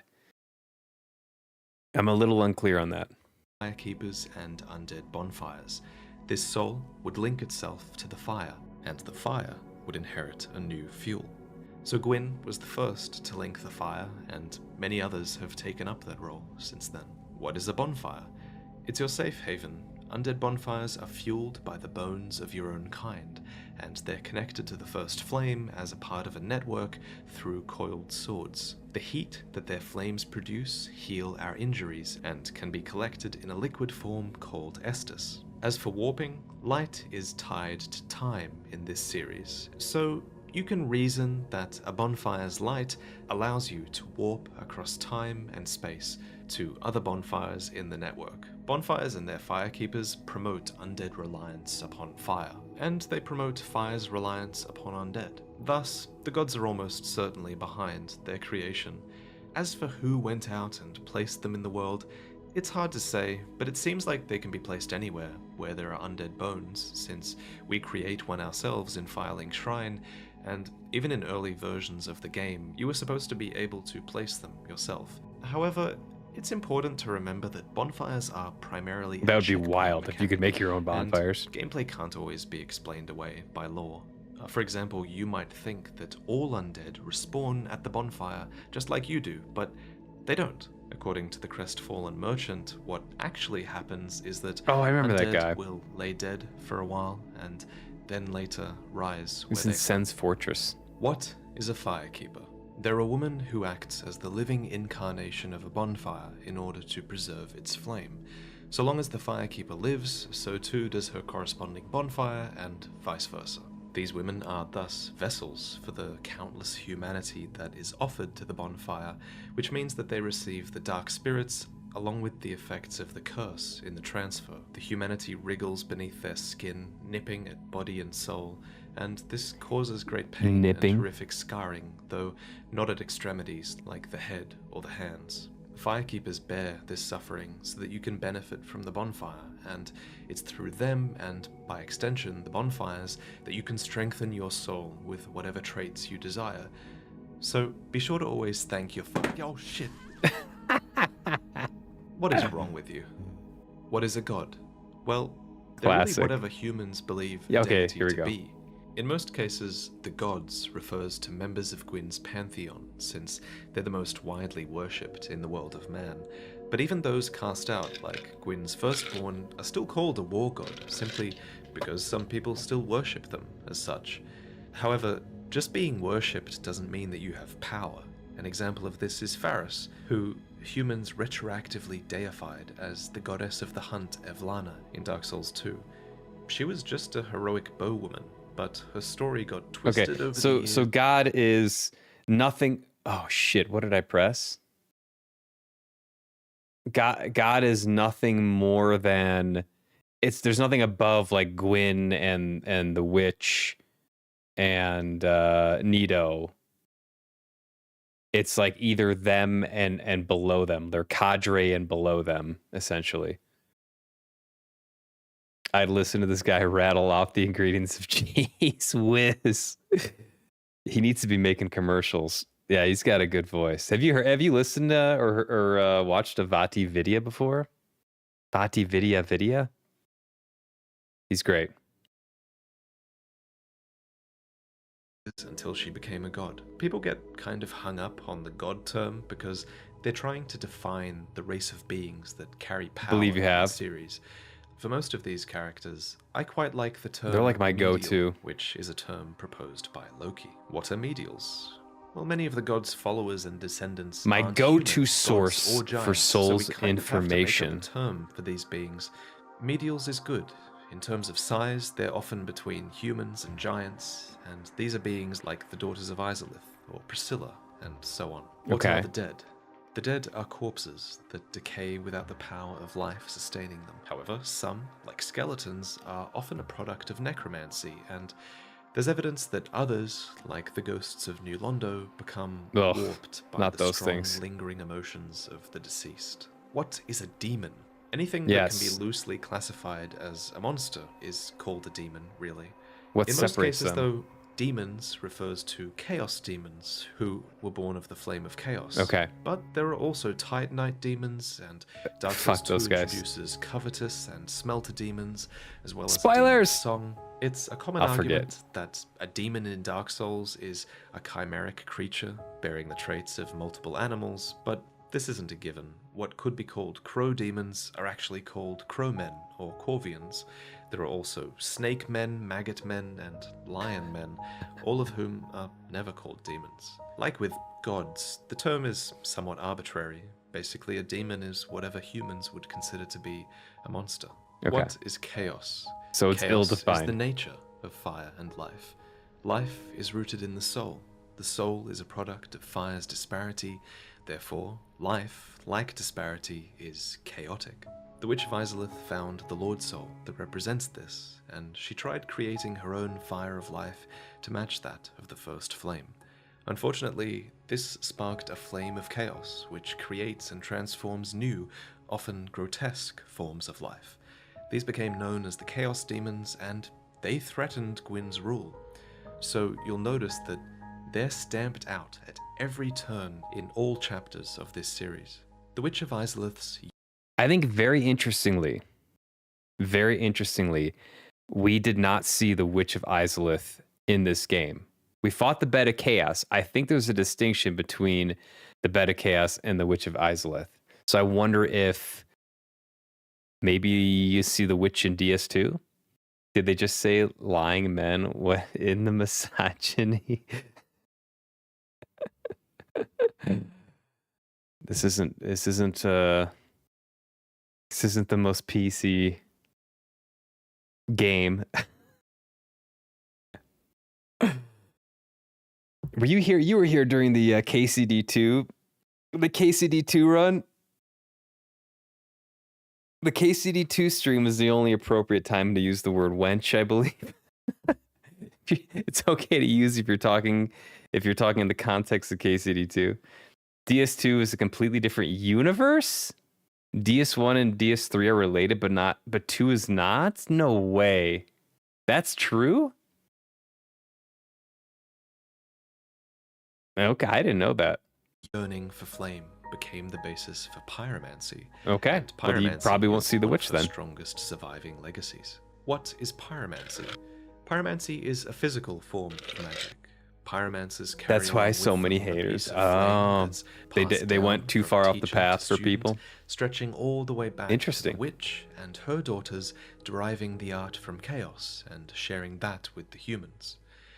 Pyromancers then use that flame to conjure their spells, and despite the name, pyromancy isn't actually limited to casting fire, and it can actually conjure all kinds of elements like iron or poison. But these are rarer arts, since pyromancy is a religion that reveres flame. Just so, you can manifest pyromancies like miracles with your faith, or actually even learn to perform them like sorceries with your intelligence. What is sorcery? It's a mental form of magic. Sorcerers study the natural laws of the world to actually comprehend. You hate adaptability and the vast experience it provided, and a long list of complaints about DS2. Power and formulate it seems controversial, but some people love it. We call sorcery. They're basically I think Kai, you really like DS2, right? And there are sorceries from anything from souls to light to the dark of the abyss. What are miracles? They're a spiritual form of magic. You cast miracles by reciting legendary stories, which either feature the spell in question or embody what the miracle Miracles? manifests. Who's using miracles? Most miracles are thereby based on the power Who's using and miracles gods, in these but games? There are also dark miracles and hexes that achieve similar results. Your faith in the story's truth makes it a reality. What is the abyss? Yes. It's the power of the dark. And whether that's a pitch-black void, like the Realm of the Four Kings, a viscous dark swamp, like in the Ringed City, or a malformed pus, like the creatures of Lothric, the Abyss can manifest from any humanity, and it produces new life or twists old life into new forms. The Abyss is commonly unstable, and like with Manus in Ulasil, it can go wild, devouring and corrupting the souls of every other form of life. But it was not always this way. The gods placed a curse upon the Abyss, and while humans have largely lost connection with it, there are multiple sources that suggest the You played a current, you saw no issue with it, but if you go back to it, then it's easy to hate. Oh, you played it when it came out. Okay. Was banished, and so maybe you have a different opinion. Who's using miracles in 2025? Black Flame is the impenetrable fire of I can use one. Inspired by the 2026. quote-unquote miracles in soul. 2025? Kind of a similar way to how pyromancy is Ew. inspired by Izalith's soul. What is the deep? As the age of dark continues to be delayed, some dark stagnates. You mean you're not into using the a deep, sword and shield, here, bro? The weight of humanity sinks into a horrific abyss, like a deep sea where no light reaches. Many worship the concept of the deep, as these dregs are seen as the bedrock of the world, and you can almost view the deep as a sort of abyssal religion. Its leader, Aldrich, concluded that if the world continued to darken, then there would eventually be an age of the deep sea. Why is time convoluted? With the first flame waning, the power of light also fades, and since light is related to time, the flow of time has stagnated in a land where the flame is located. Due to this instability, time spaces known as other worlds can randomly intersect here, and this allows you to briefly meet people from long before your timeline. And with the help of magic, you can cross the gaps between worlds, usually as spirits. Why is everything in the world hostile to me? After watching this video, you'll enjoy my video talking about all the bosses of Dark Souls 3, if you've played it. I'll just list a bunch of reasons on screen though, because every enemy does have a reason for attacking you, after all. Except Priscilla. I mean, why did you hurt her? That's actually really fucked up. What is the painted world? The first painting we're introduced to is the painted world of Ariamis. You did hate which one is of the hung in DLCs with London. passion. It was a place to hide all the things that the gods feared, and so it's filled with many references to sin and the occult. In the Ashes of Ariandel DLC, we learned that the paintings Someone said are a that mirror that of the outside DS2 is like the world, and most so are bosses burned of any and of the reborn games, to mimic the linking of the which is fire. intriguing. I Just do so, enjoy the boss there are fights. those on the inside who would prefer Minus the to runbacks. let the painting rot. What is the meaning of each ending? So, in Dark Souls, you're presented with two choices after you defeat the Lord of Cinder. Okay, I Either might you fast inherit forward the through fire DS2 if and they do join it. the line of succession, preserving the current world order, or you leave the fire to die without fuel, allowing the universe to reach its natural conclusion.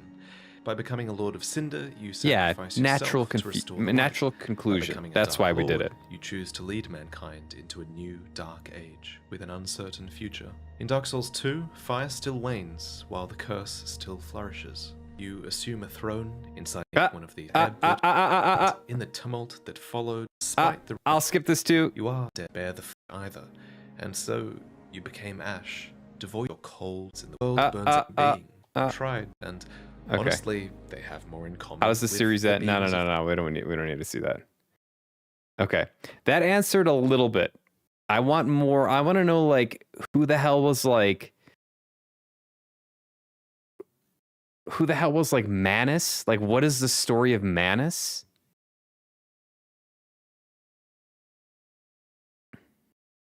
Is there like Dark Souls? As we get older, a lot of times we feel certain doors. I'm gonna get a bunch of like erectile dysfunction ads. Thanks, Google. Thanks for embarrassing me on stream.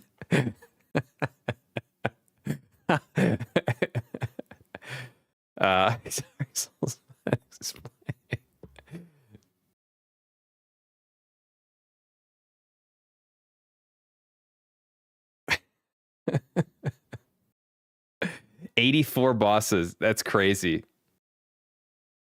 Dark mode. How are you not blind? How do I dark mode? This is like kind of a burner browser here.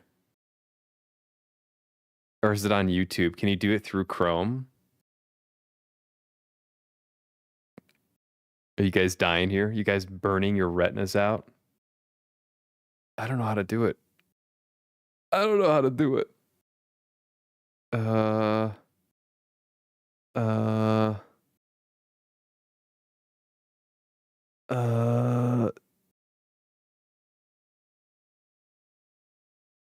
Is this for Google or Chrome? This is for Chrome. Dark mode? No. Okay. Maybe I can't do it on YouTube. Unless I'm signed in or something. Yeah, it makes me sign in.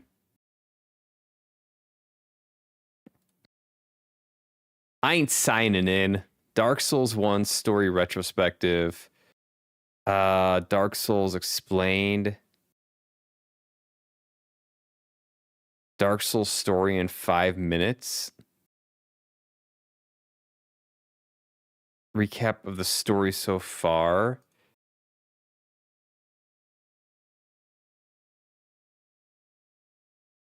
Entire Dark Souls story.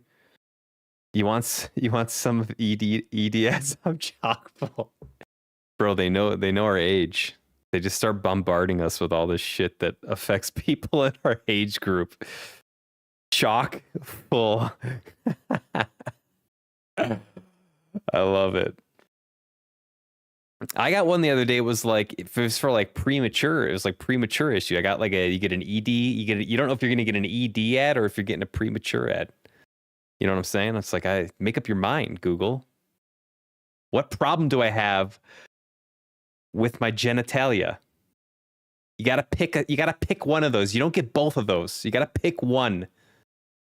You're confusing me. What do you think is wrong with me? Give me that ad. You can't be straddling the fence there.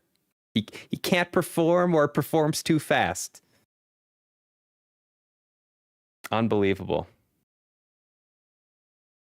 Settings appearance dark. I wonder if it's I'm not signed in, so maybe that's the problem. Maybe not actually. Theme colors. Oh, here we go. Okay. Thank you.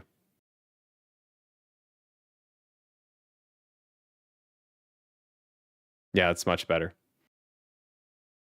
I want like maybe one more video that is like Dark Souls 1 explained. Like, just give me the story of Dark Souls 1. And then let me see if there's going to be a good tier list. Dark Souls Remastered boss tier list. Tier maker, Dark Souls Remastered. Go to template. Well, I like how they have the names here. This has... Does this have the DLC, though? Artorias of the Abyss. Yes, it does. Okay.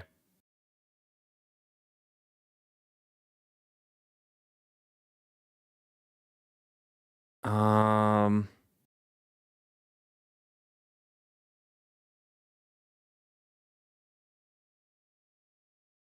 kind of want to try this one, IGN. I don't know. Every lift and turn pushes you, but when the mountain or gym pushes back, we help you recover fast. Get the world-class treatment. This might cover DS2, which I really want to avoid. Understanding what is happening can be a little overwhelming, unless, of course, you scour through its environments, dialogue, and many item descriptions. It's a tangled ball of impossibly vague story and cryptic lore. We want to hear your interpretation of the story, but for a look at the big picture, this is Dark Souls in 5 minutes. Sort of. In the beginning, the world was shrouded in fog and nothing ever really happened. It was ruled by the everlasting dragons, neither alive nor dead, they just were. This was the Age of Ancients. Without explanation, fire simply appeared. The first flame brought with it the idea of disparity. Where everything in the Age of Ancients was neutral and unchanging, now there were contradictory forces in the world. The fire brought heat and cold, light and dark, life and death. Basically, fire shook things up real good. Under the surface of the world, a race of beings came into contact with the fire, and from within the flame, 3 of these beings found souls of immense power, the Lord Souls. There was Nito, the first of the dead, who claimed the soul of death, the Witch of Izalith and her Daughters of Chaos, who claimed the soul of life, and Gwyn, the appropriately named Lord of Sunlight, who claimed the soul of light. A 4th soul, the Dark Soul, was discovered afterwards by the furtive pygmy, the ancestor of mankind, who took it and hid it away, keeping it secret. With these souls, the lords rose up to challenge the everlasting dragons. They fought until one of the dragons, Seath, betrayed his own kind.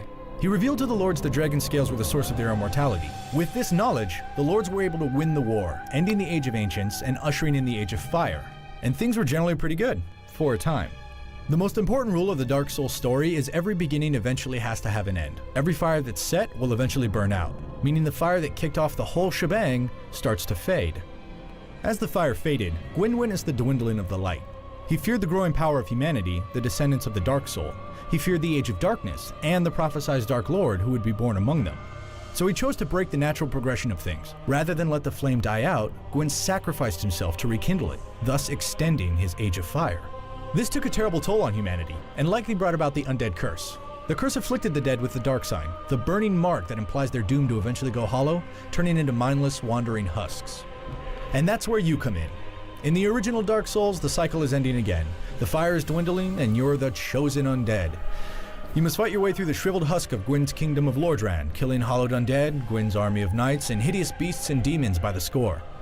You also make a quick trip into the past to confront and ultimately defeat Manus, the father of the Abyss, who may or may not be the long-lost furtive pygmy. But more on him later. After gathering the Lord's souls, you become powerful enough to travel to the kiln of the First Flame and confront a burnt-up, hollowed Gwyn, now known as the Lord of Cinder. If you prevail, you're given a choice. Sacrifice yourself and rekindle the flame, once again preventing the Age of Darkness, or you can say screw it, turn your back on the dying flame, become the Dark Lord of Prophecy, and finally usher in the Age of Darkness. Alright, I like that. But here's the kicker. It doesn't really matter. Because if you rekindle the flame, it's only a temporary solution, as the fire will just start to dwindle again. This ultimately signals the return of the undead curse and repeats the cycle. If you turn your back on the fire, ushering in the Age of Darkness, the ashen embers will smolder, eventually reigniting when a new chosen undead rekindles the flame. This restarts the cycle in which the flame will eventually begin to dwindle again, and so on and so forth forever and ever and ever and ever. In any case, enter Dark Souls 2. That's good. It's suggested thousands of years have passed, and many... No.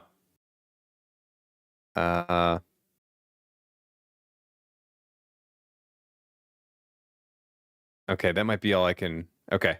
So I want to know, like... I want to know more about Manus. Manus seems really interesting. Dark Souls 1... Manus? Lore?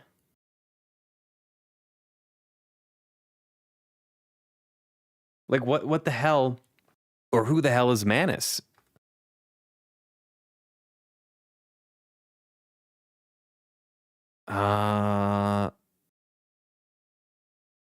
Maybe this one?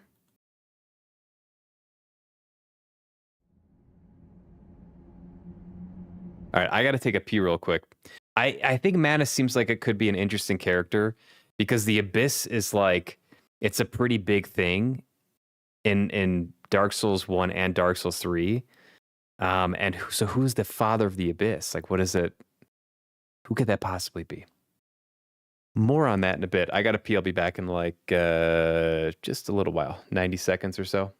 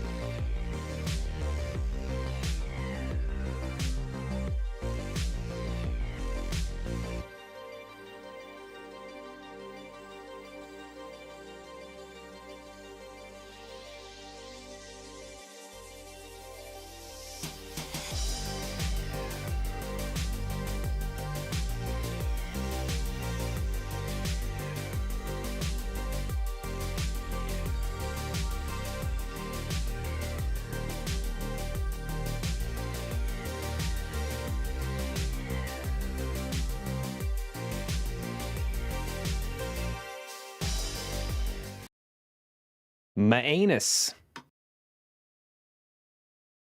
Dark Souls lore, Manus.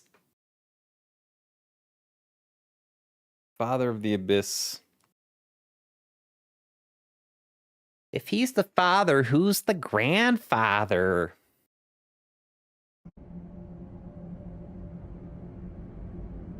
The greatest tool for narrative is the world you create for it exists. Okay, I missed it. This small dungeon chamber altered the very course of history, twisting mankind, removing the shroud to reveal the ugly side of human nature, which set into motion the true events that would bring about darkness, consuming the light. This room is where the father of the Abyss was born. Manus.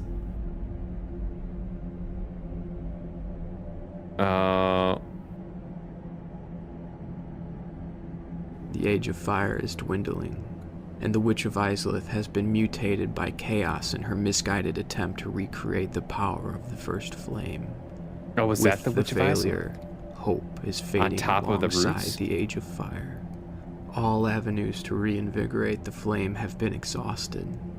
All but one. There is still a powerful soul that remains. The Dark Soul.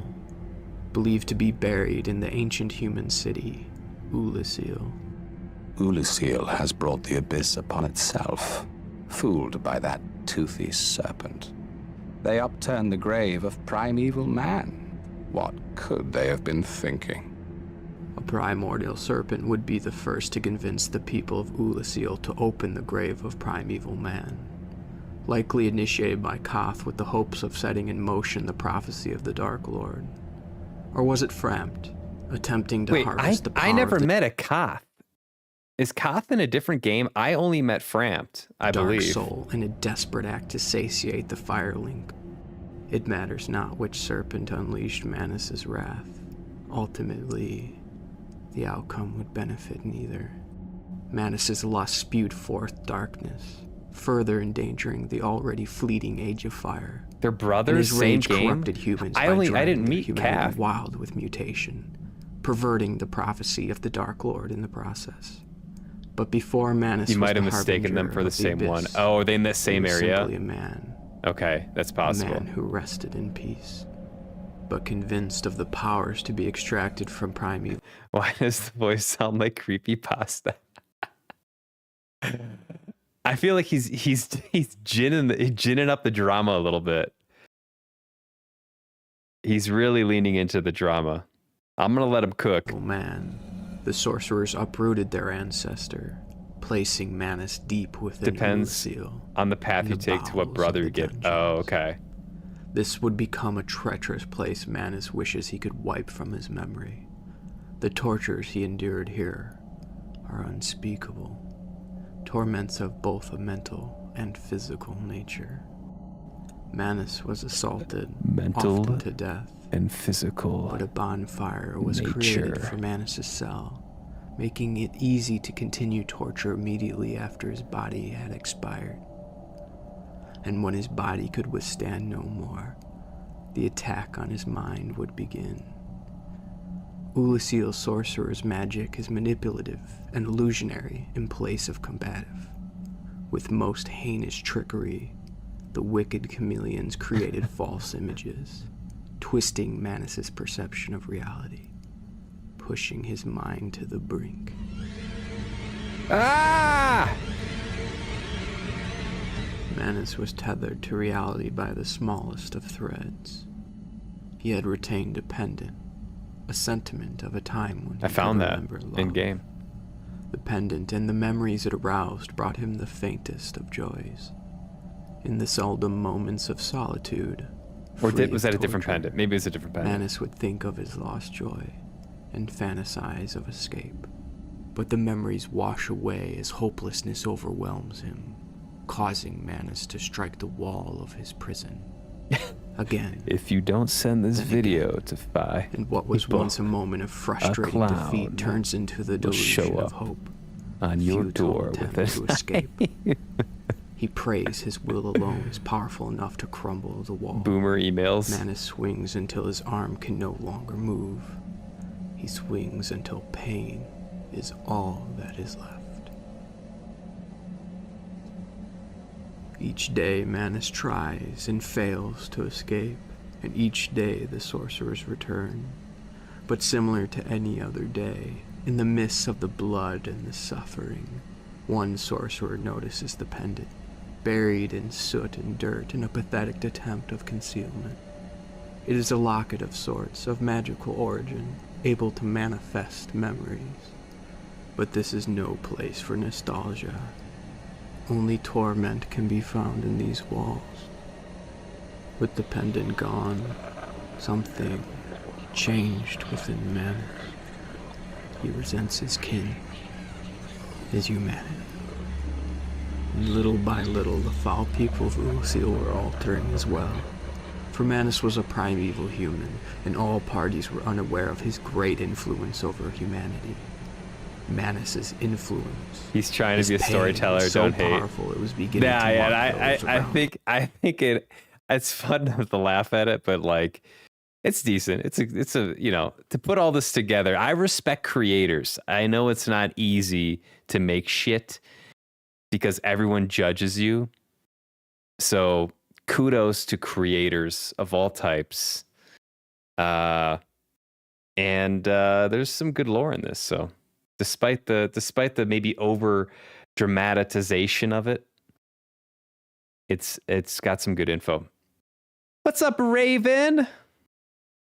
It's going well. I just beat Dark Souls 1 today, so I'm feeling pretty good about that.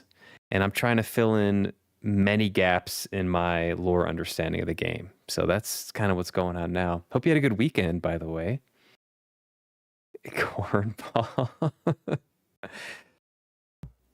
Listen, I respect creators. I respect creators. That's hard, man. Better than I could probably do. It would seem evil breeds evil. And over time, the sorcerers of Ulasil were beginning to go mad. Maybe I'll offer to do the voiceover on this. I'll narrate it. Over time, the sorcerers of Ulasil were beginning to go mad.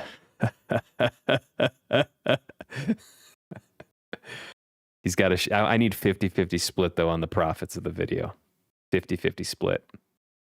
Hearing that while I'm drawing and entirely uncertain of this, trying to draw a chain mail cube is nice. It's hard to create.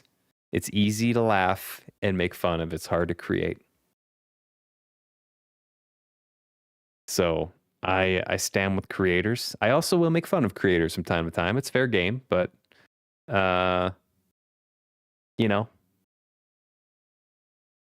it's also hard. Not the evil. That was solid. You like that? I've got evil deep down inside of me somewhere that comes out every now and again.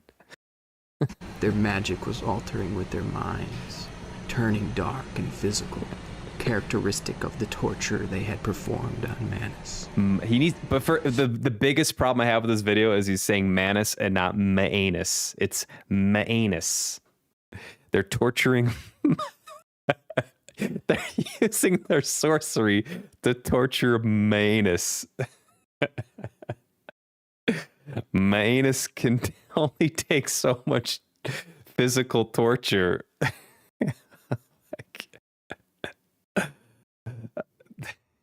If you thought I was done with the anus jokes after beating Manus, you thought wrong. Manus torture me too. It never gets old. Produced by a dark serpent or no, they awoke that thing themselves and Manus sounds good. Mad.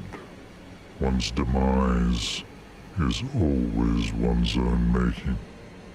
No complex emotions are needed now. His mind is primal, abstract. Only shapes that once resembled emotions remain.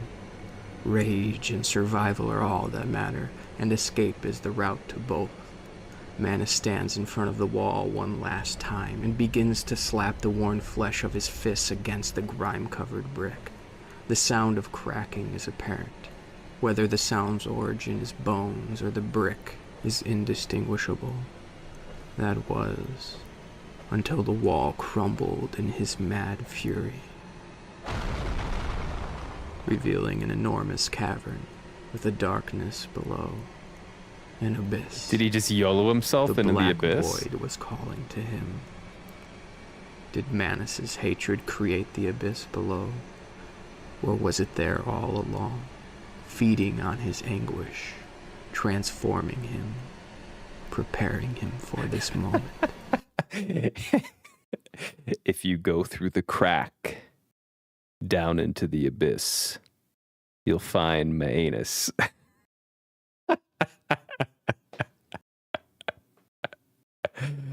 Not like he had much choice. Manus.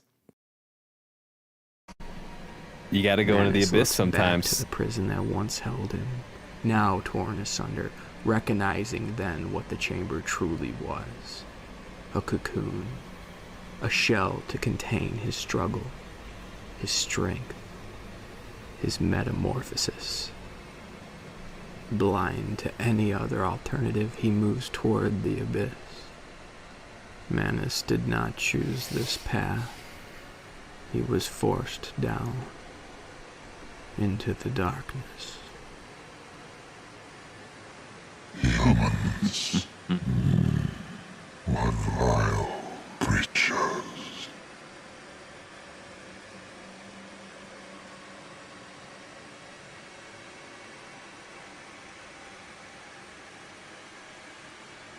Okay. Okay.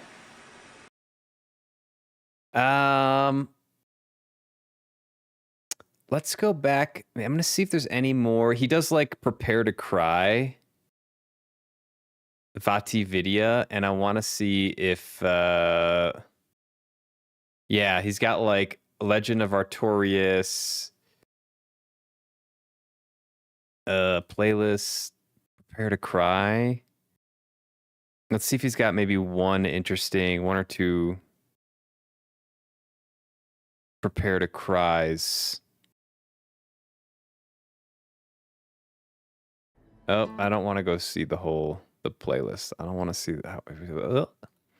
Let's see if I can figure this out. Boomer tries to use YouTube.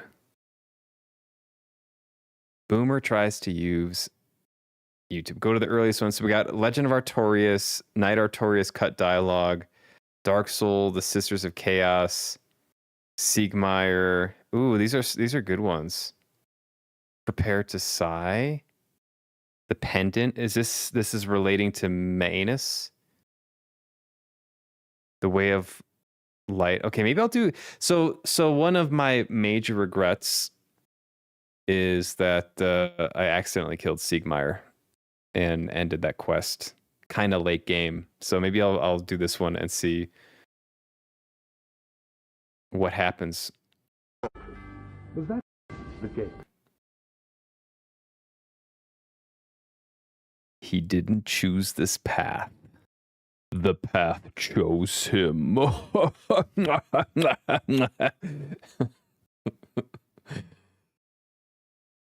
was, you know what? I respect creators. He was hamming it up, which sometimes you got to do.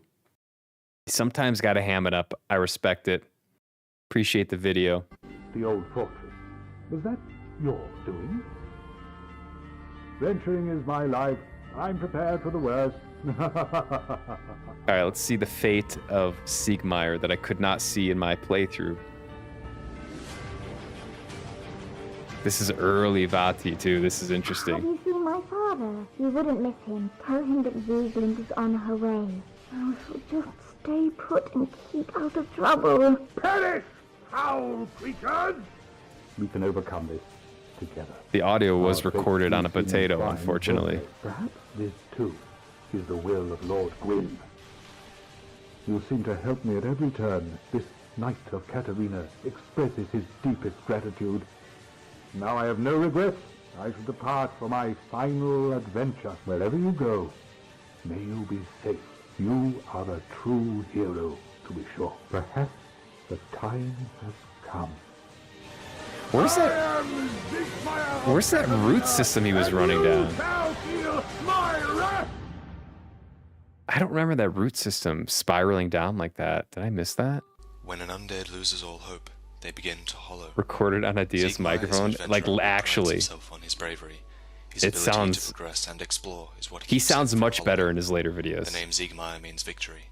I'll say it that way. Who he is. He sounds much better. My life.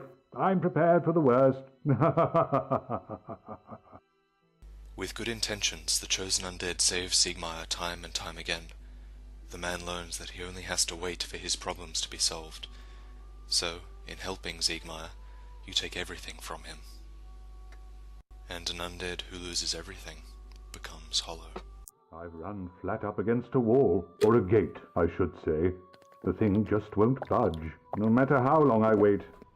And oh, have I waited. This is quite a fix. We'll need another 3, no, maybe 5 bodies. Quite a fix indeed. Nah, I got it, bro. Wow, look at that health bar. Holy shit. By my knighthood, I'm ashamed to ask, but can you spare a few scraps of moss? As you save Siegmeyer, This is where he died in my playthrough. Every time you help him, he because I becomes more accidentally killed him. That is, until he decides to make a final stand. He sacrifices himself to repay his friend, but you take that victory from him as well. No, I killed him accidentally. Friend, I have an idea, a good one, really. I will rush those dire fiends, and you can slip away in the confusion. Please, friend, I owe you much more than this. By the honor of the Knights of Katarina, allow me to assist you. And now, I go. Don't be slow. He just Leroy's it in there. Come on! Over here, you fiends! Perish, foul creatures! I am Siegmeyer of Katarina, and you shall feel my So yeah, this played out way differently. In my game, there were 4 of them all clustered at the base there. Sacrifice himself while you escape, then he will die with his honor intact. However, the only way for him to survive is if you shame him and save his life again. But you, didn't you get away? Well, you've saved me, once again. Oh, thank goodness. I'm exhausted. This is the last time you'll see Siegmeyer alive. Oh, have you seen my father?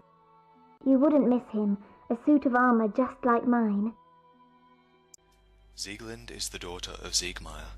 She risks the perils of Lordran to tell her father his wife's dying words. My daughter risked life and limb just to find me, to deliver her mother's last words. And the poor girl's not even undead. Heavens, I never asked her to do that. It would seem that Siegmeyer abandoned his daughter and wife for a life of adventuring. It is clear Where that is Siegmeyer this? cares for his daughter and her for him, but something has happened in their past that led to them being kept apart.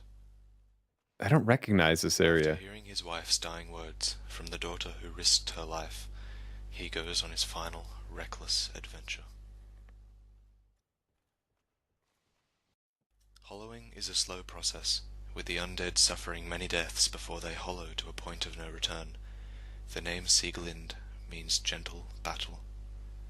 I believe Sieglind has killed her father before, but only out of necessity. If he goes hollow, I'll just have to kill him again.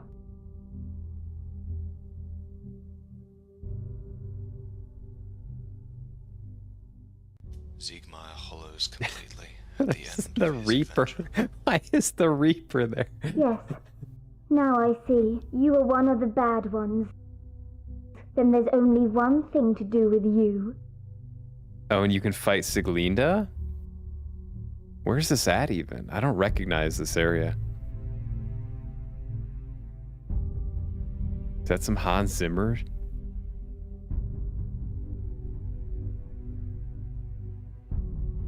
Some Hans Zimmer Interstellar?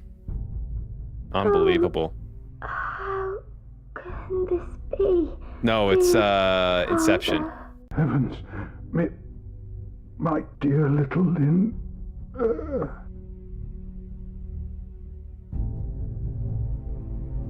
Yeah, I don't recognize this area. I gotta be honest. Oh, it has its own bonfire? Friend Siegmeyer meets his end in Ash Lake, and there is nothing you can do to stop it. What is Ash Lake?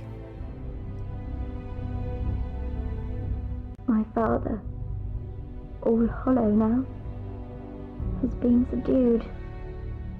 He will cause no more trouble. It's finally over.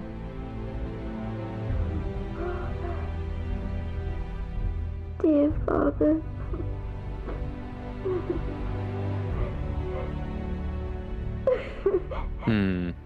Dear father. Okay, so she has to kill Siegmeyer. That's how it ends. Okay, I don't... Ash Lake? Ash Lake DS1. What the hell is this? Enter Ash Lake from the Great Hollow? You will come down a half pipe. What is the Great Hollow? Location in Dark Souls, a hollowed out tree with a series of twisting branches and roots leading down to a lower portion of the game. It's a relatively small area, but made difficult by the perilous downward journey. Tack 2 illusory walls on the top of a path on a giant tree root in Blight Town Swamp. The area serves as a gateway to Ash Lake. Totally missed this area.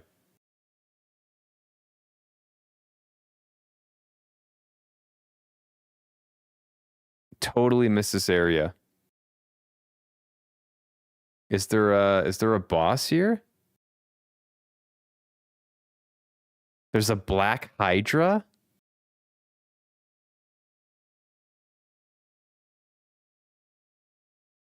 You can get dragon skills and 10,000 souls. Damn. All right. Well, that's what happens when you play a game blind. And there's a dragon covenant? No shit.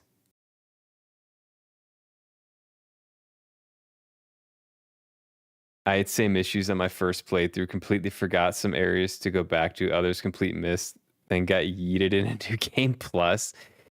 Yeah, that's unfortunate. So typically you can stay in the game, right? If you beat the final boss, and then you can just like research this after the fact if you do a blind playthrough. But they just yeet you, as you say, back in a new game plus. Unfortunate. It doesn't look like there's much there. I mean, I already fought a Hydra, so I'm assuming it's going to be like the same type of shit. But it looks like there's some items, and then there's a covenant.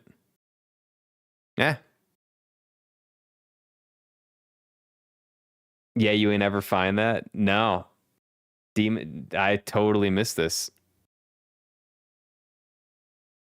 Totally missed it. It looks relatively small, at least, so. And it looks like this other area is not that interesting.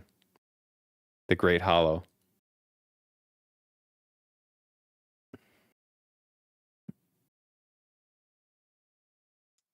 Yeah, I didn't. Yeah, it doesn't look like there's much there. If there was like a boss fight, I'd be more upset. But I don't. It is what it is. I wouldn't. It's just a covenant. It's all good. All right. Well, that's a cute video. What about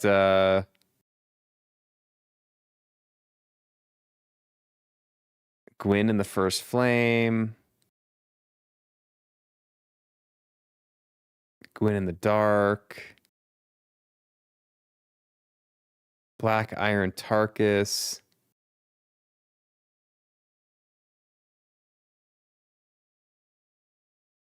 Which ending is good? Oh, he's a lot of these videos. Dark Souls Pinwheel. Shiva the Traitor. Oscar the Fateless. This is the dude in the beginning.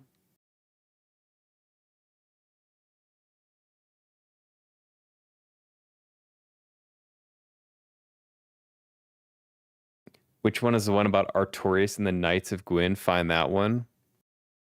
There's there's one that is the Legend of Artorias the Abiathwaka.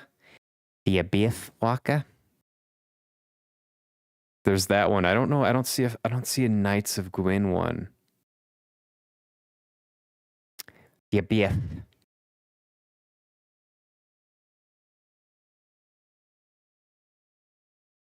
I don't see.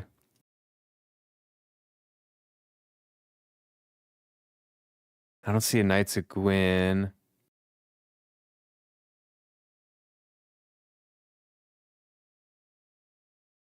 Can I search within his channel? Yeah. Knights. Oh, whoop.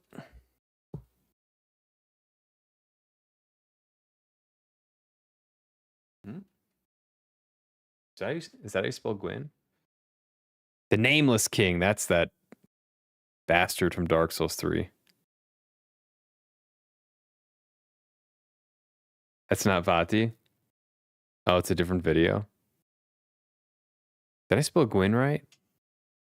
Yeah. I could try this one. After the advent of fire, 3 powerful souls were claimed by those who came from the dark. The first was claimed by Nito, first of the dead. The second went to the witch who fell to the flame.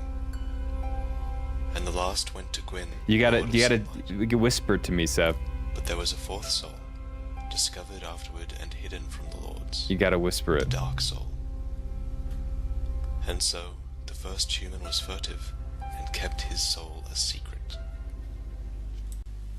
Lord Gwyn used his Lord Soul to usher in an age of fire and light, appointing 4 trusted knights to defend the realm. There was Dragonslayer Ornstein, captain of the guard. Hawkeye Goth, unmatched with a great bow. Kiaran the assassin, who laid waste to Gwyn's enemies. And Artorias, the Abyss Walker. Abyss Walker. But in time, the flame began to fade. The age of the lords was ending, and the dark age of men was to begin. The 4 kings were powerful men, only their hearts were weak. When an evil serpent dangled the art of life drain before them, they were unable to resist and became pawns of evil. I killed that guy. The serpent in question was Darkstalker Karth, who tempted the kings with the ability to drain humanity as a reward for their service. This is the art of life drain. Karth's ultimate goal seems to be to return all humanity to the Abyss, as every fragment of humanity is a piece of the mighty Dark Soul. The Knights of New Londo were transformed into Dark Wraiths, beings that plagued the citizens of the city for humanity, so that it may be returned to the Abyss. The Dark Wraiths are the enemies of man, and any living thing that the idea of has the a Knights of soul. Gwyn are cool. They were You born whispered it, in okay. New Londo. That mic quality though. That is where they perished. The entire Young city creator. was sacrificed. Gotta respect it. For that is how great a threat they were.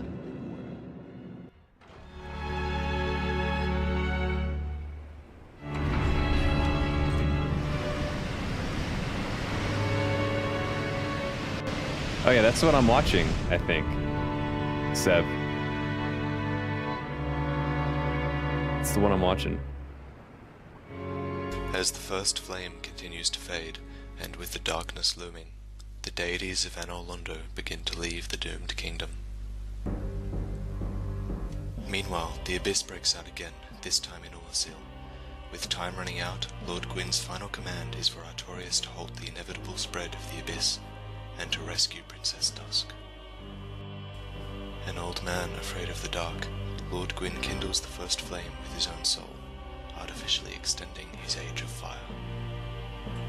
And so, hundreds of years before the birth of the chosen undead, Knight Artorias and Sif meet the threat building in Lordvessel.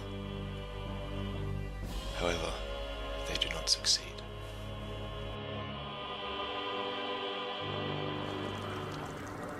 Knight Artorias came to stop this, but such a hero has nary a murmur of dark. Without doubt he will be swallowed by the Abyss, overcome by its utter blackness. Indeed, the Abyss may be unstoppable.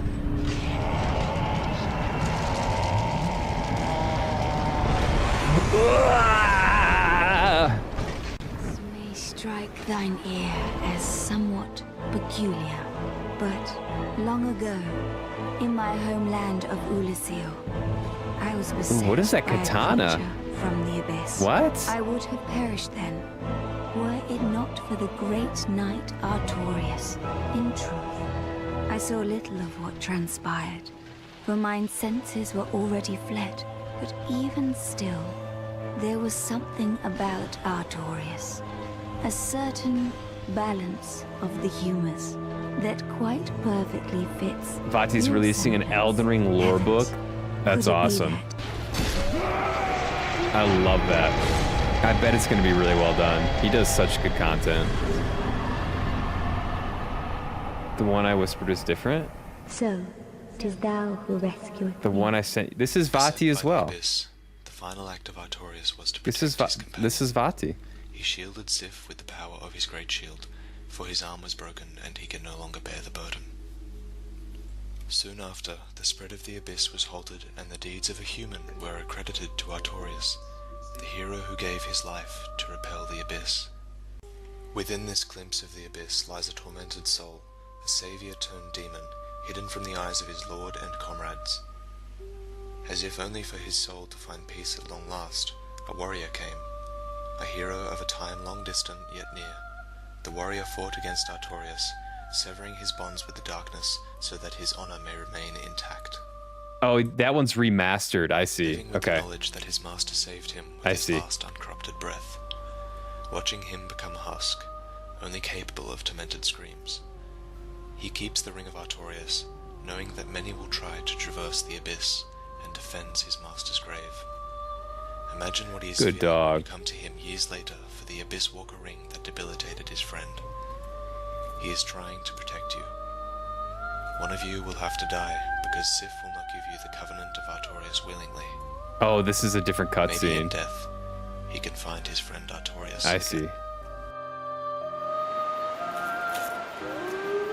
Okay, so this is a cutscene that you can get if you do the DLC before this fight.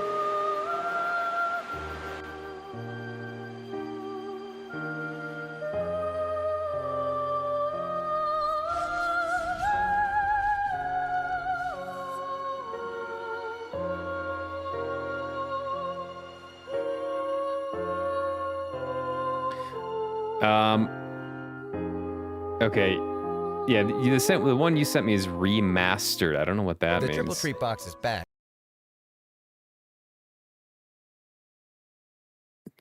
Yeah, this one. Did I not watch this one? In Gwyn's Age of Fire, there were 4 knights who distinguished themselves above all others. First, there was Hawkeye Goth, who fought in the First War against the dragons. Okay, this one is He exulted nicer. in the thrill of the hunt, plucking dragons out of the sky with his enormous greatbow. Boom. Headshot, Soon, bro. the only dragons left were in his memories, which he revisited endlessly. Fighting on the ground was What's up, Ornstein, the final dragon slayer. dragon? He wielded a long 115? lightning cross spear that could be stamped deep into a stone dragon's hide. Its curious design went on to... How you doing? Wait, I gotta rewind a little bit. Yeah, you're right. It is different. It just says remastered. It's the same title, but it's remastered. I missed that. You want to see the Artorias fight in Night Rain? They really pumped up his animation and moveset. He's in Night Rain? No way. Yeah, I want to see it. I don't know why it did the second emote. Like shady eyes emote. Blind playthrough with lore. Is that how you played the game? I just finished it today. And now I don't know what the hell happened for the last 15 sessions of this game and 71 hours, and I'm trying to fill in the many gaps with some lore videos here. With the latest DLC, they added Artorias. Okay, he wielded a long lightning cross spear that could be stamped deep into a stone. Okay, lightning cross spear that could be stamped deep into a stone dragon's hide. Its get it. curious design went on to remind many of an exiled god of war, though Yeah. none of them dared to speak his name. And then there was Kiran, whose talents differed considerably from the previous 2. A stealthy assassin, she would have been no match for dragons, and so she must have killed for Gwyn in the Age of Fire to follow. She dazzled her foes with streaks of gold in the night, and then stung with the vicious poison of her silver tracer. But in the Age of Man to come, none were as well equipped as the great knight Artorias. For nothing, not dragons, nor disunity, nor even his enemies, frightened Gwyn like the dark. The dark soul of man filled the Lord of Light with fear, for one day, Gwyn knew, the fire would fade, and humanity would inherit the world. His world. So while he still had time and power, Gwyn began to rig the world in his favor. Mankind had stood amongst those who set out to slay the ancient dragons, and, as if in thanks, Gwyn bestowed upon pygmies and men the Ringed City, an enormous, gilded city located at World's End. Oh, so this one The has walls Dark were as Souls tall as 3 in it. mountains, and above them soared Medir, an immortal archdragon that was raised by the gods. Below slumbered Gwyn's youngest daughter, the Princess Filianor, a woman of enormous faith and power, who Gwyn gave up to protect the pygmies until the very end of the world. And at first glance, you might think these acts benevolent, you might think they were kind, but in the end, it was just a trick of the light. The walls were not for protection. The dragon had an eternal duty to battle the dark, and Gwyn's daughter, Filianor, would never see her father again. The purpose of the Ringed City was not to protect the holders of the original Dark Soul, it was to imprison them, like a ring of fire that encircles the darkness of humanity. And man was, in fact, branded with this very seal, the Dark Sign. And despite clear evidence of their heroism in the war against the dragons, their Dark Knights never were lauded for their service. So it's no wonder, then, that in all of the spellcraft and the hexes that stem from humanity, one thing remains constant. It craves a free will of its own, and it writhes against its shackles. Right. Perhaps the first example of this was the Mad King. He was pygmy royalty, and he rebelled against the light. We have no idea what crimes he committed, but they must have been terrible, for he was put to death by Shira, a knight of Filianor. Only the Mad King would not die, and Shira, with the Mad King impossibly entwined around her spear, This is DS3, had right? no choice but I think it to is. hold him quietly in a dark room until the end of time. There were, of course, other human cities outside of the Ringed City. One such example was the Dark City of New Londo, which was governed by 4 human kings and protected by Knights of the Dark Blade. Okay, so the 4 kings are not the 4 lords, and the 4 kings, as far as we know from game materials, don't have any other names. They were just like 4 rulers from a time past. Were renowned That's for my their understanding. foresight, and they even had fragments of Gwyn's very own soul bestowed upon them, so that they could better govern their people. Of course, this too was another trick of the light, for what lies at the top of New Londo but Filing Shrine, a place of undead sacrifice to Gwyn's Age of Fire. So no human city was permitted to flourish without a clear benefit to the Age of Fire. And there was no better example of this than another human city called Uldasil, which was the golden land of light sorceries. Light, it turns out, can be manipulated to foster illusions. It can hide your intentions, it can even mess with the fabric of time. And spells of this nature would be of great value to the gods in the coming years, so Uldasil flourished, an exemplary city for Gwyn's pantheon, because it was proof that humanity could be taught to serve their interests. And so it was that a group of missionaries from Uldasil embarked upon the Ringed City, perhaps to preach and reinforce the power of the light in this dark city. One of these missionaries was called Half-Light, and he was a talented individual who was wielding the powerful artifacts of his homeland. He would go on to earn the favor of Filianor, and he would even earn the legendary dragon weapon of Medir. So it was no surprise that Half-Light elected to stay behind, becoming the last recorded spear of the church. And just as Half-Light visited the Ringed City and even stayed behind, the reverse was also true of a certain pygmy from the Ringed City. This pygmy's name was Manus. And while we know nothing about the nature of his visit to Uldasil, we do know one thing. He died there, and the body of primeval man, of Manus, was put to rest far, far beneath the city itself, out of the light and out of mind. We don't know much about Manus, and a lot is left to the imagination. What we do know is that he was a pygmy far from home. He was a part of a race that Gwyn was doing everything in his power to suppress, and when you think on Manus's fate, it's kind of hard to imagine that Gwyn didn't have a hand in it.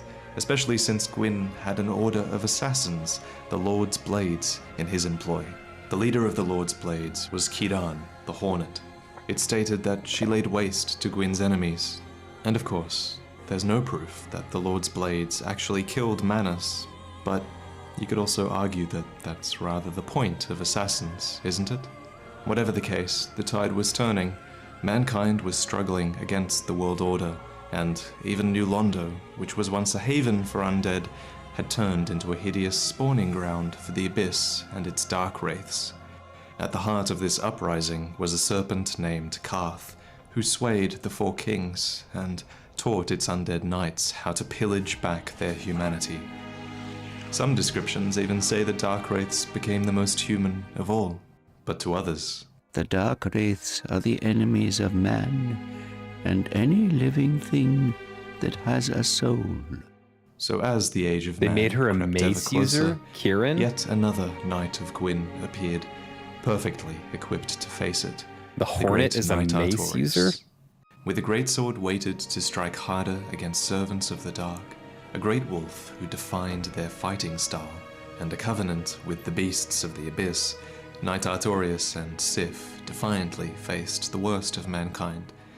Yet, in the end, the terror that was the Dark Wraiths could only be stifled with the sacrifice of their entire city. Such was the power of their four kings and the resilience of their abyss. Luckily for Gwyn, such a safety measure had been put in place years ago, and so the sealers of New Londo watched stoically as water rushed into the city and thousands of innocents died by their hand. The entire city was sacrificed to contain them, for that is how great a threat they were. But while Gwyn did manage to put the New Londo threat on hold, no one was prepared for the outbreak in Ulasil. I imagine when they figured out that a primeval human was buried beneath their very city, the temptation must have been too great to resist. Believe it or not, Ulasil has brought the Abyss upon itself, fooled by that toothy serpent. They upturned the grave of primeval man and incited his ornery wrath. What could they have been thinking? Like the mad pygmy king before him, Manus rejected death, and he was as far from peace as could be. The raw emotion of humanity that we mentioned earlier billowed outwards, corrupting the townsfolk of Ulasil, and Manus became the father of an unstoppable dark abyss. Okay. Curiously, though, it's almost as if he was searching for something, using his power to reach across time and space until he found it. Instead, he found Dusk, Princess of Ulasil. I still think on that creature from the abyss that preyed upon me. My faculties were far from lucid, but I quite clearly sensed certain emotions. A wrenching nostalgia, a lost joy, an object of obsession, and a sincere hope to reclaim it. Could these thoughts belong to the beast from the abyss? But if that were true, then perhaps it is no beast after all. The object of his obsession was a pendant, and with it in our possession, we're pulled back to a time. So where this, okay, so the pendant is what I got from, it was like a drop from one of the crystal dudes.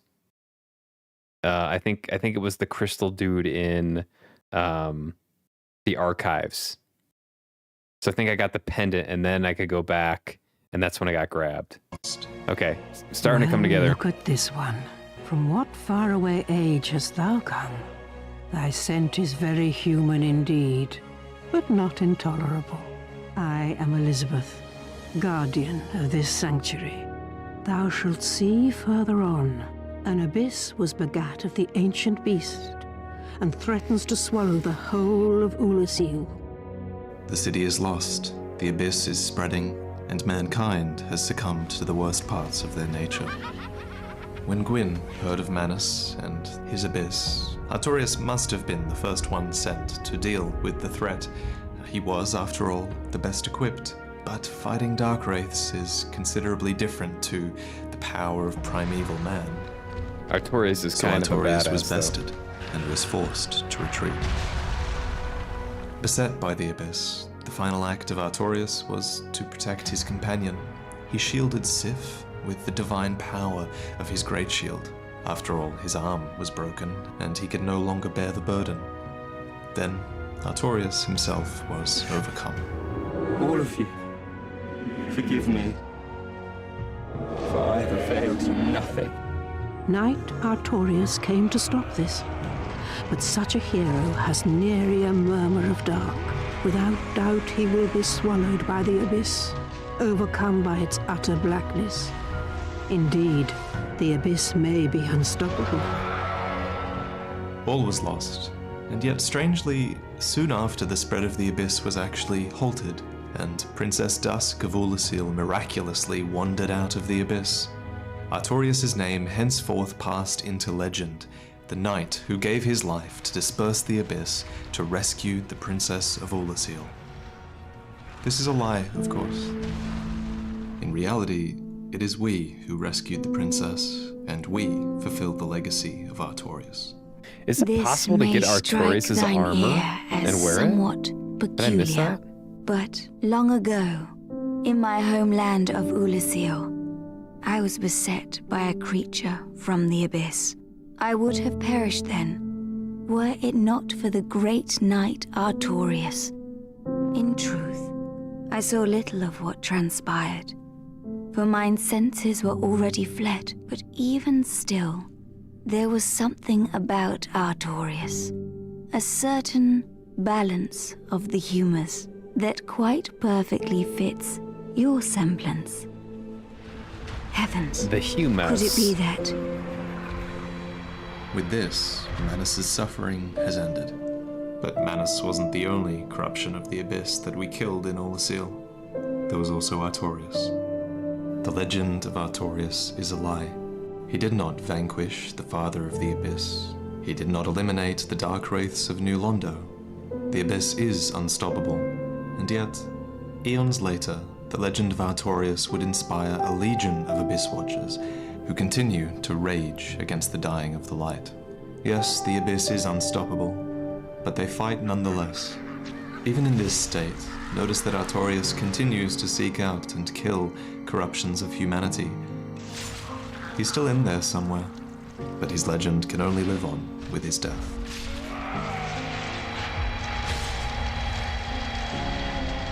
Only his fellow knights knew the truth, that they would take his soul and his secret to the grave. And while Artorias' soul was corrupted by the worst of humanity, it was the best of humanity that redeemed it. And the hero of Ulasil would disappear without a trace, almost as if he didn't belong. For in reality, he didn't. And eons later, deep within an enchanted wood, behind 2 locked doors and a troop of forest protectors, an ancient cat speaks the truth. The legend of Artorias art none but a fabrication. This must be DS3. Traversing the dark. 'Tis but a fairy tale. Alvina is keen to downplay the legend of Artorias because heroes and bandits have begun seeking out his grave. They would desecrate his legacy for the secret of abyss walking, and they may do harm to Sif, who, in fact, Alvina helped you rescue back when the world was still young. Imagine what Sif is feeling when you cross paths again years later. You're duty-bound to seek the abyss, and Sif is duty-bound to stop you. One of you will have to die, because Sif cannot give you the covenant of Artorias willingly. Maybe, in death, he can find his friend Artorias again. I'm about to cry.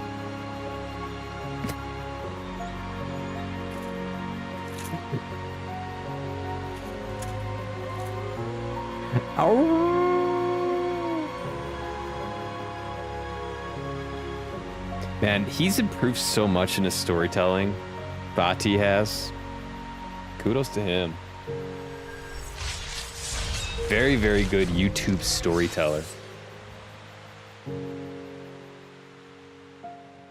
All right, that was a good one. That was a really good one. Before I go, I just want to say a couple more things. Firstly, this video was made far I'm gonna better skip through this, by but the contributions of a guy I am definitely called... subscribed to him on my actual YouTube account. Check out his stuff. Prepare to Cry Remastered Gwyn's Light.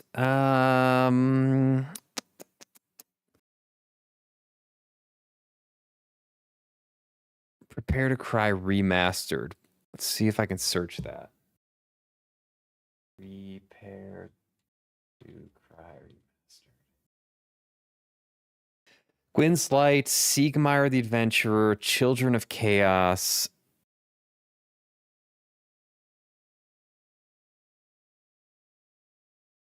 Patches the Unbreakable.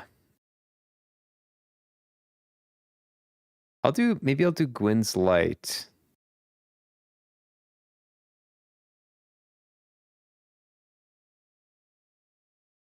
Verizon's got a bonkers deal on the new Samsung Galaxy S25. Get Gemini, when's our next train coming? Right now. Ah, nutcracker. Do not go gentle into that good night. Old age should burn and rave at close of day. Rage, rage against the dying of the light.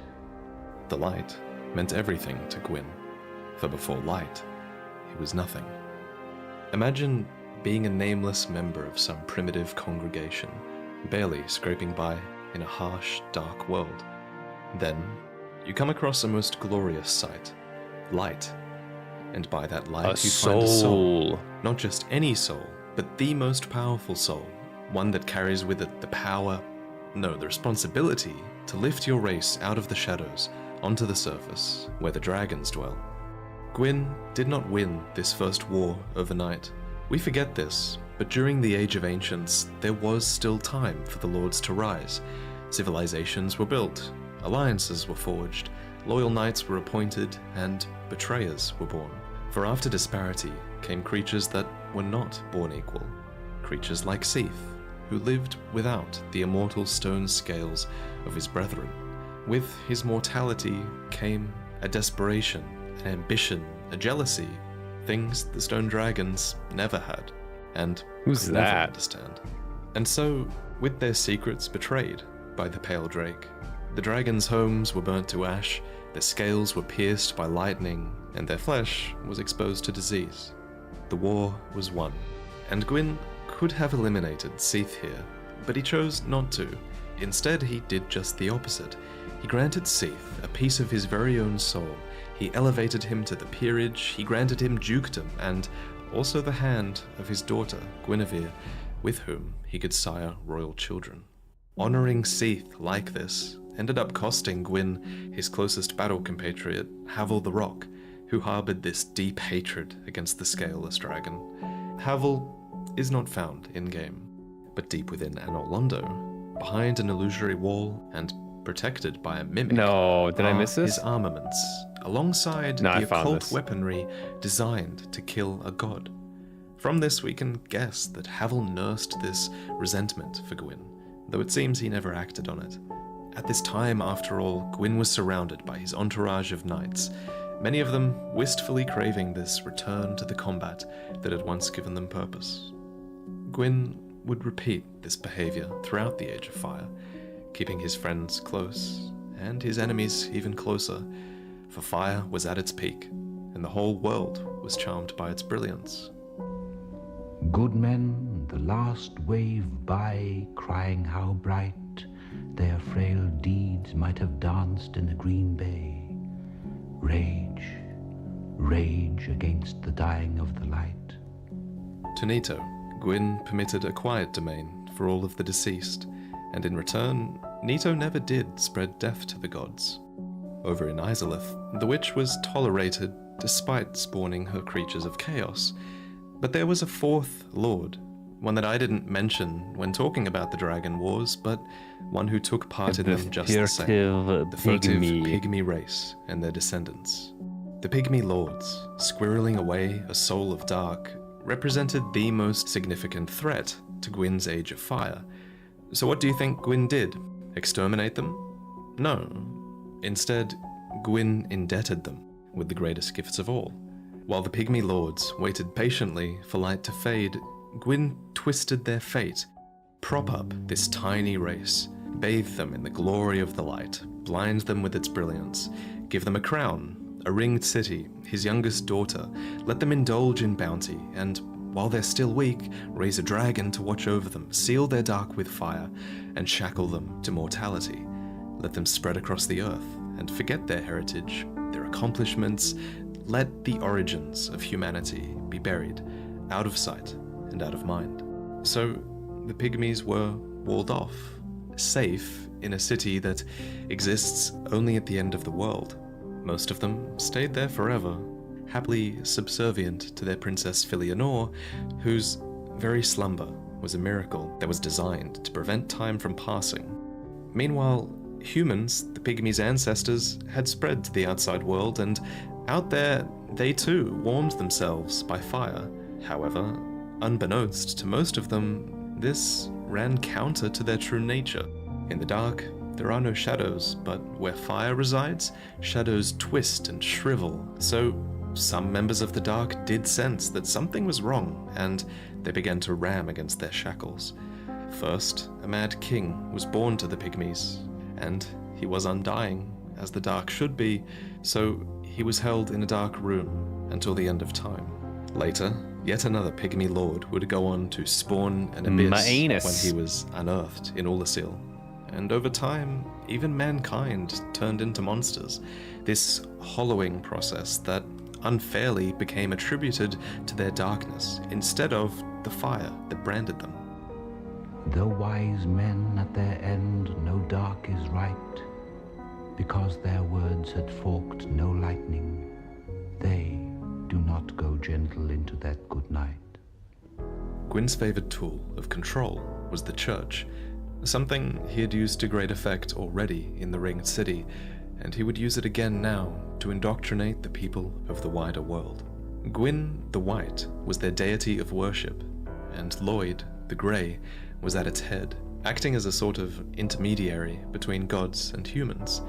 They framed undeath as a terrible sin, and so the undead became the subjects of undead hunts, led by cleric knights charged to cleanse the unholy. And if such a cleric, God forbid, actually became undead themselves, then there was a solution to that too. Such ironically cursed humans were shipped off to Lordran and given a new holy mission: retrieve the rite of kindling from the deadly catacombs. And if you should fail, well, so what? Gwyn had basically dressed up exile for his undead clerics, but one man whose exile he did not spin for once was the banishment of his firstborn son. The nameless king, god of war and leader of the Sunlight Covenant, had his godhood rescinded after it was discovered that he was fraternizing with dragons. This was something he covered up. In addition, it seems like Gwyn's captain of the guard, Ornstein, went on to leave his post in favor of the nameless king, and so too, it appears, did Havel, whose knights arise in the nameless king's defense at Archdragon Peak. A war had been fought in the name of disparity, yet how righteous truly was their war against the ancient, unchanging, everlasting dragons when Gwyn himself refused to cede to the natural order. But Gwyn's manipulation would not last, for the nameless king was just a crack in the dam, and the wall was set to burst. Wild men who caught and sang the sun in flight, and learned too late they grieved it on its way, do not go gentle into that good night. Many alliances broke, seemingly all at once. Gravelord Nito had become increasingly reclusive, and the rite of kindling had been lost within his domain. Izalith had defiled flame, and Gwyn's war against her demons had weakened his armies. Seath was trending towards madness. The Way of White had begun to worship Lloyd instead. And there were even whispers that Karth, one of the primordial serpents, had begun speaking the truth about the Pygmy Lords. Gwyn's light was waning. Illusions could keep it alive no longer, and some people waited for a Dark Lord to be born amongst humans. Was Karth right? Was he fighting against the inevitable? Had he found the wrong soul? No, he was Lord Gwyn, august, magnificent, and if he was not yet worthy of worship, then it was because he had not yet made a great enough sacrifice. So Gwyn would link the fire, leave a mark, perform a miracle that was so great, a sacrifice so complete, that it would bring the world back from the brink of darkness. And it worked. Well, too well. Gwyn was consumed, and with his dying breath, utterly defied disparity. The world became cursed, and from this point on, every time an age of fire dwindled, the souls of lords would flourish anew, so that it could all play out again. The timeline of fire had warped. It had turned from a straight line, linked into a circle, becoming this wall containing the rightful age of dark until the end of time. Eventually, as the world burned out over and over again, ash itself would arise, a new being created from 1,000 failures who had tried to link the fire over the years. But ash did not belong in this world, and honestly, they had more in common with the beings of the painted world, where all of fire's discarded things reside. So, they fought for a new purpose, to reunite the dark soul, and to paint a new world with it so that they could escape the ashen wasteland that Gwyn had created. And so, far away, at the very end of the world, one of the first victims of the curse, Slave Knight Gale, hollowed beyond belief, also sacrificed himself for a new world, and he did not go gentle into that good night. Grave men near death who see with blinding sight, blind eyes could blaze like meteors and be gay. Rage, rage against the dying of the light. And you, my father, there on the sad height, curse, bless me now with your fierce tears, I pray. Do not go gentle into that good night. Rage, rage against the dying of the light. If you're watching this video in the first week, so that was pretty good lore. Then we have for a the limited first game edition print of our new merch design. Now that available. hit a lot of different points. I like that one. Okay, makes a little more sense. I still feel like I missed out on the Cath thing. I didn't get that like in-game lore. That's pretty much it though, I think. All right. What time is it? Okay. I think it is time to do the bosses tier list for Dark Souls Remastered. And probably finish it off here. Is there a way to make this bigger? Not really. Okay. This one's going to be a little more difficult, I think, because I didn't spend as much time in these boss fights as I did Elden Ring. I don't think any of there were a couple good scores, but I don't remember a lot of the scores in this. So I think it's going to be a combination of like how annoying the run back was, how epic the boss looked, how cool the boss design was, and how interesting the arena was in which we battled. And I'm wondering if I need to start in any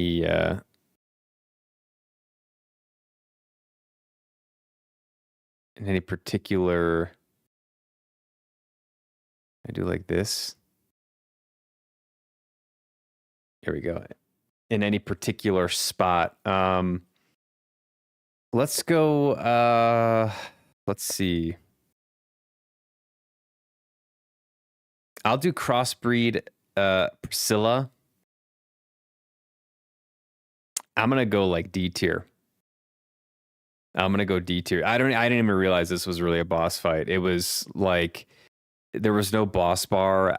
She was invisible basically the entire time I fought her, and my strategy was to just run and do a slashing move like the running slash on her, and it was very effective. Pretty boring. The run back was annoying. Arena was okay. The fact that you didn't even need to fight her was kind of strange. So not really interesting. I'm sure she's an interesting character, but the boss fight itself was like, yeah, not that great. I would typically not give a boss fight a D score, but this was like, it was hardly a boss fight.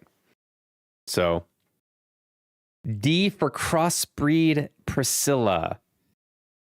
Demon Fire Sage. I'm gonna go C tier. So this was in like the Chaos Fire area. It was a demon that was kind of recycled from like the first boss you fight. So like that's kind of lame as it is. It's recycled. It was a little bit cooler because it was on fire. But yeah, not that interesting. Asylum Demon. I'm actually gonna put this one at B, and I'll tell you why. So this was the first boss in the game, and it was fun because I was learning the game, and it was just big. And despite like this one being cooler in a lot of ways, the fact that this is the first boss is interesting to me. So this one being recycled puts it lower. This one just had that like early game funness to it. Bell Gargoyle. I'm gonna go B tier. And I think the big reason is because there was a lot of RNG in it.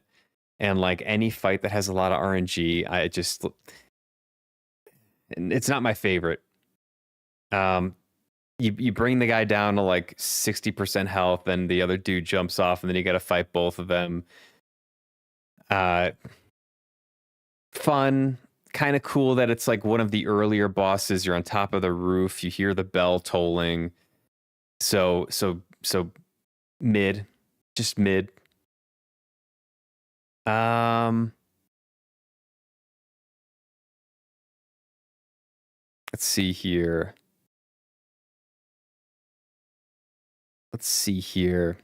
Chaos Witch. I actually like this fight. The run back was brutal. I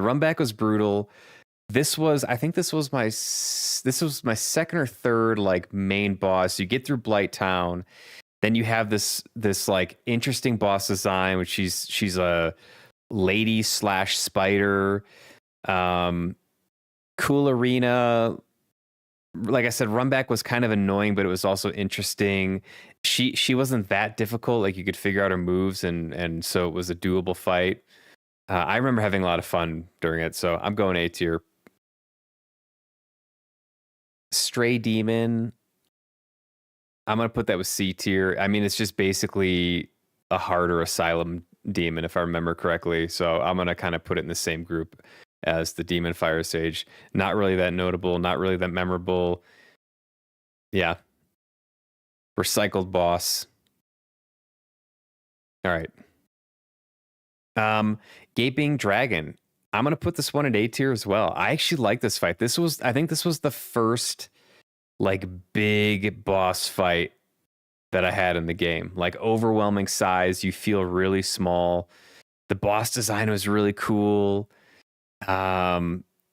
Huge like mouth thing. I don't even the calling this a dragon feels weird. It just was interesting, and the arena was cool. The run back was reasonable. Yeah, I liked that fight a lot. I thought it was really interesting. Okay. Iron Golem. C tier. Fun fight. I think I did it first try. Very easy. Not that difficult. I don't know if I was I don't think I was over leveled. I think it was just an easy fight. You just kind of hang her on the legs, roll in. But I like the boss design, and I like that it's at the end of Sen's Fortress. So go in C tier. Taurus Demon. What is the Taurus Demon? Hold on.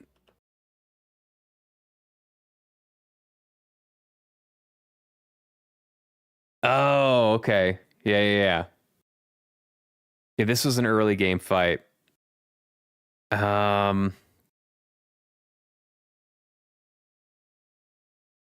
I think I'll go C tier. Not that memorable. I didn't even remember it. Yeah, it was early game fight. Like, not too difficult. I think I had a lot of souls during that fight, so there was a little bit of a heart pumping element to it, which was fun. Not that interesting. Same with Capra Demon. People struggle on this one. I don't think I think I tried it once and then came back to it and didn't find it to be that difficult. But again, like, not really that memorable, not that interesting. There was a lot of fights like this in the game where it's like a large animal type character, and like the moveset is just kind of normal. The arena on this one wasn't that interesting. It was kind of small. Didn't give me that much of a challenge, so I don't know. C tier, I think, is where I'm putting that one. Four Kings. I'm gonna give this one a B tier. I like this fight. The run back was stupid. And I took a lot of magic damage until I put on better magic defending armor.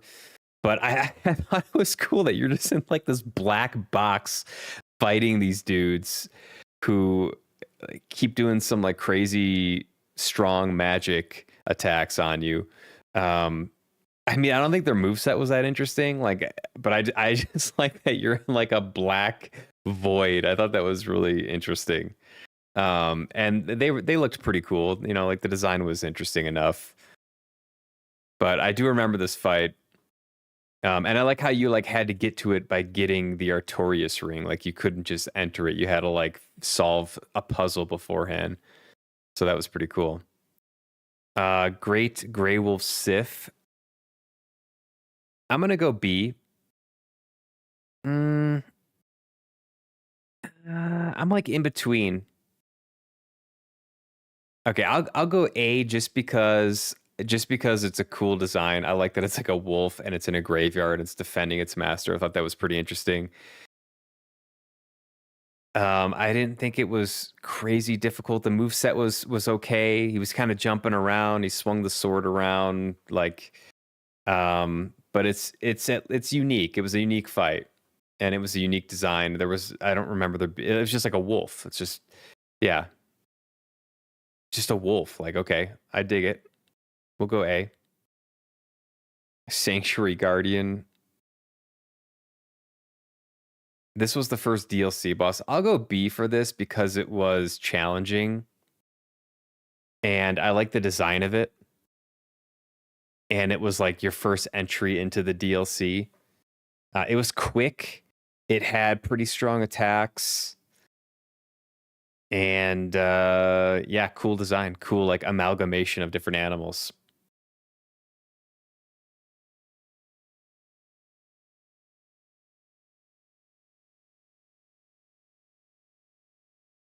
Hold on here.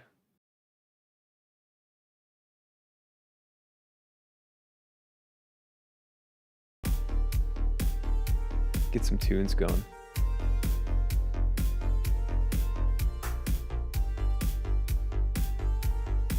Okay. Moonlight Butterfly, C tier.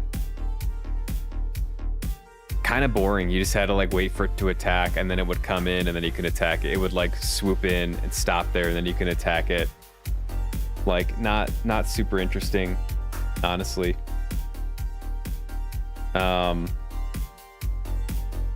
Somewhat interesting design, but not that interesting of a fight. Run back was okay. I don't remember being too crazy bad. Just kind of mediocre. Pinwheel.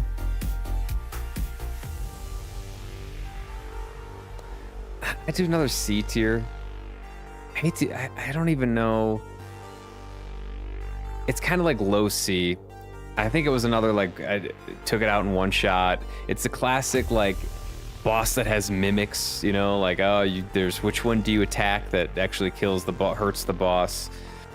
The fact that it was over so quick means that it didn't really have a huge impact. I think it's supposed to be like a necromancer or something like that.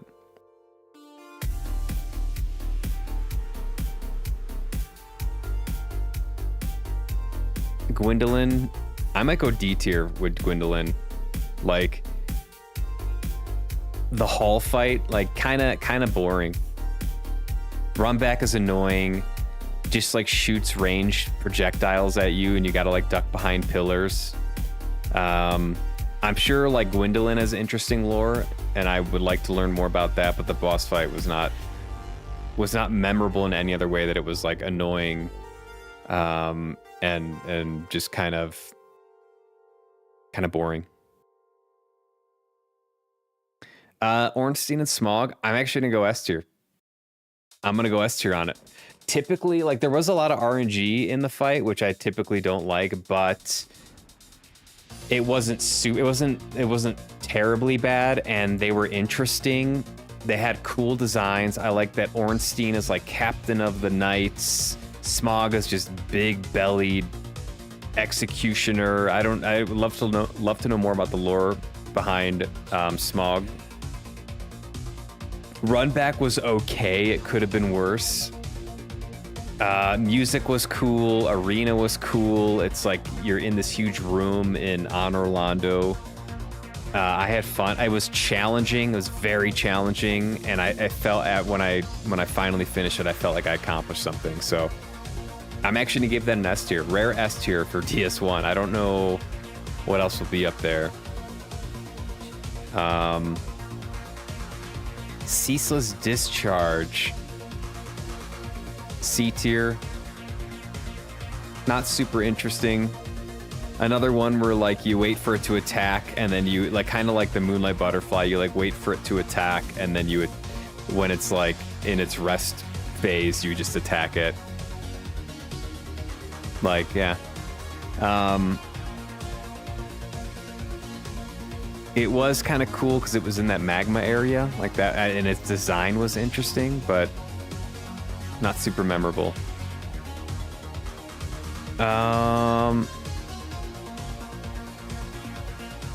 Let's see here. Bed of Chaos. C tier. This was more like an obstacle course than a boss fight. It says low C tier, maybe even D tier. In fact, I might bump it down to D tier. Like, it was an obstacle course, and the run back was stupid. I like the design of it. It was huge and like overwhelming, but it wasn't that challenging. You're just like dodging the arms and then running to the sides in the middle. Not really my favorite type of Soulsborne boss fight. Centipede Demon. This is kind of similar, C tier. The fact that it's like the witch's brother is kind of interesting, and I think the design was interesting, and it's in like a cool area. But it was one of those where like you wait to attack and then attack it back. Low C tier. All right. Artorias, the Abyss Walker. I'm gonna go A tier. I actually like this fight a lot. This is like high A tier for me. It felt like a modern Souls boss fight. Cool moveset, cool armor, cool lore behind Artorias. I like the arena.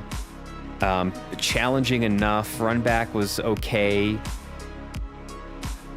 Overall enjoyed it. I think overall the DLC fights I thought were better. I thought the DLC fights were pretty interesting, and I thought they were a step up from the main game fights. So this was, I think, this was the second one in the DLC, and like, yeah, I loved it.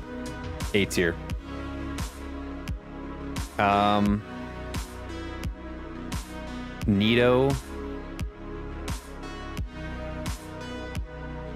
I'm gonna go B. I would almost go higher because it's a cool design and there's cool lore behind Nito, but the run back was silly. And the little skeletons that would attack you were kind of annoying, but that's just part of the fight. It made it interesting. Yeah, but I like the epicness of like who Nito is, you know, and what he looked like was fun. The boss design, the boss arena, all that was cool. I don't even remember the moves he did, honestly. I just remember like being caught in his like jacket here, or whatever this is, his robe, and just swinging away. All right, let's finish off the main game. Maybe Gwyn, the Lord of Cinder. I'll go B tier. Interesting fight. Challenging enough. Like, kind of a simple moveset. He had that one swing that was really fast, and he did a lot of damage, and it was, like, impossible to heal in the fight. But, again, like, the epicness of who he is, the arena you're in, and all of that, I think, bumps him up to B tier.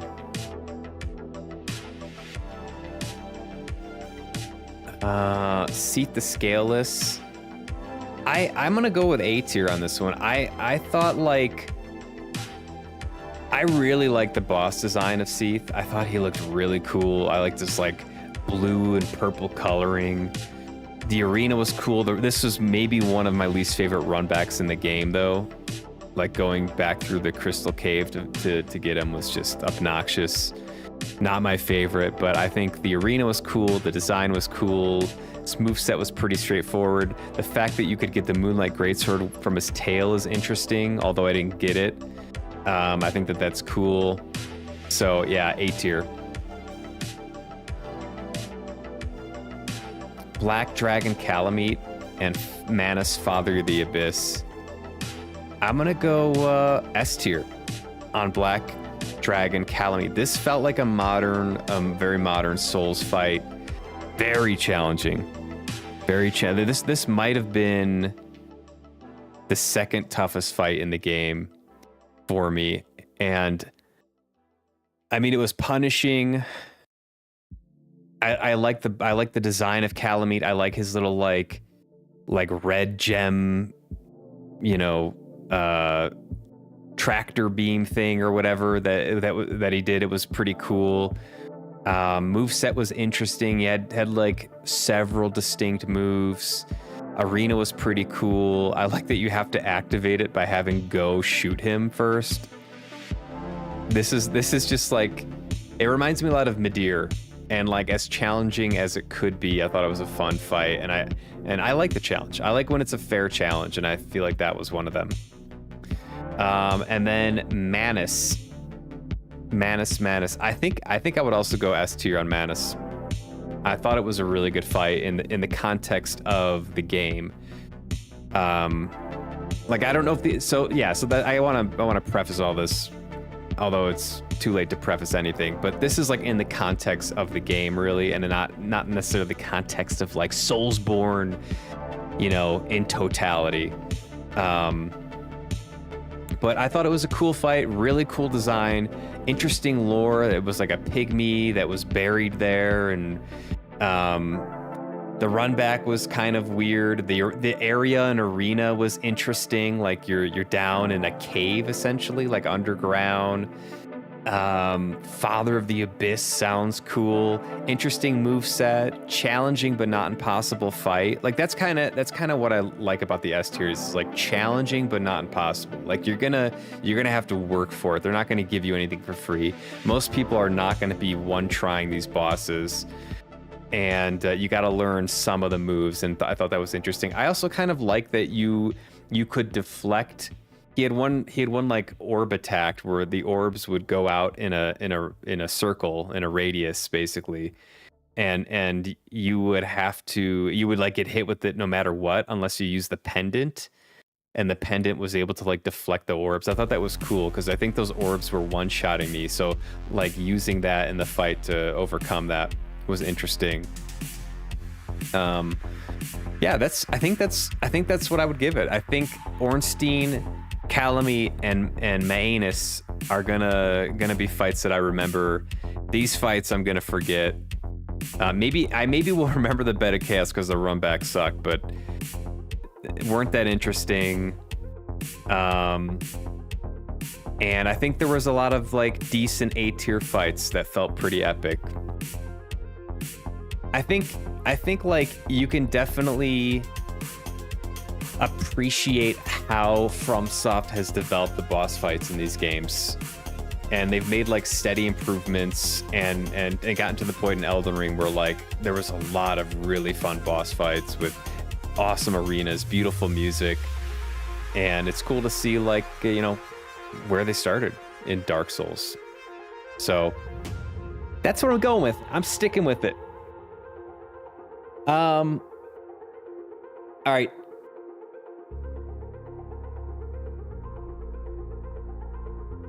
That is probably where I'm going to end the stream.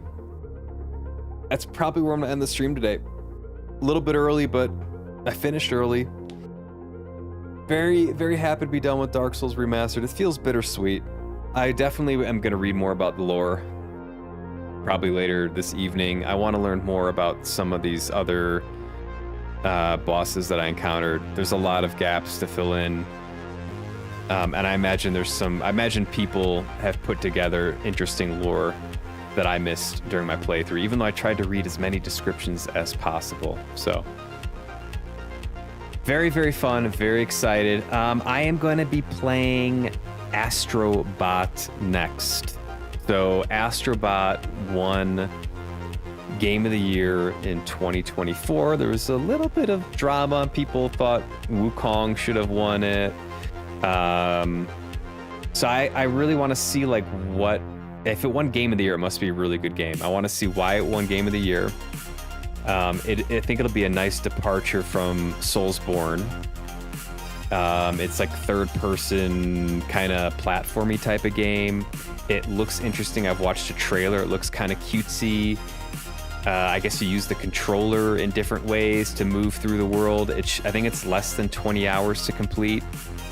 So it shouldn't, I mean, I could potentially get it done this week if I stream a lot. So I think it's, I see it as kind of like a good intro to the PS5 because it'll be my first PS5 game, and also filling in some of a gaming history because it won Game of the Year. And I think I'll be able to comment then on Wukong versus Astrobot once I finish Astrobot.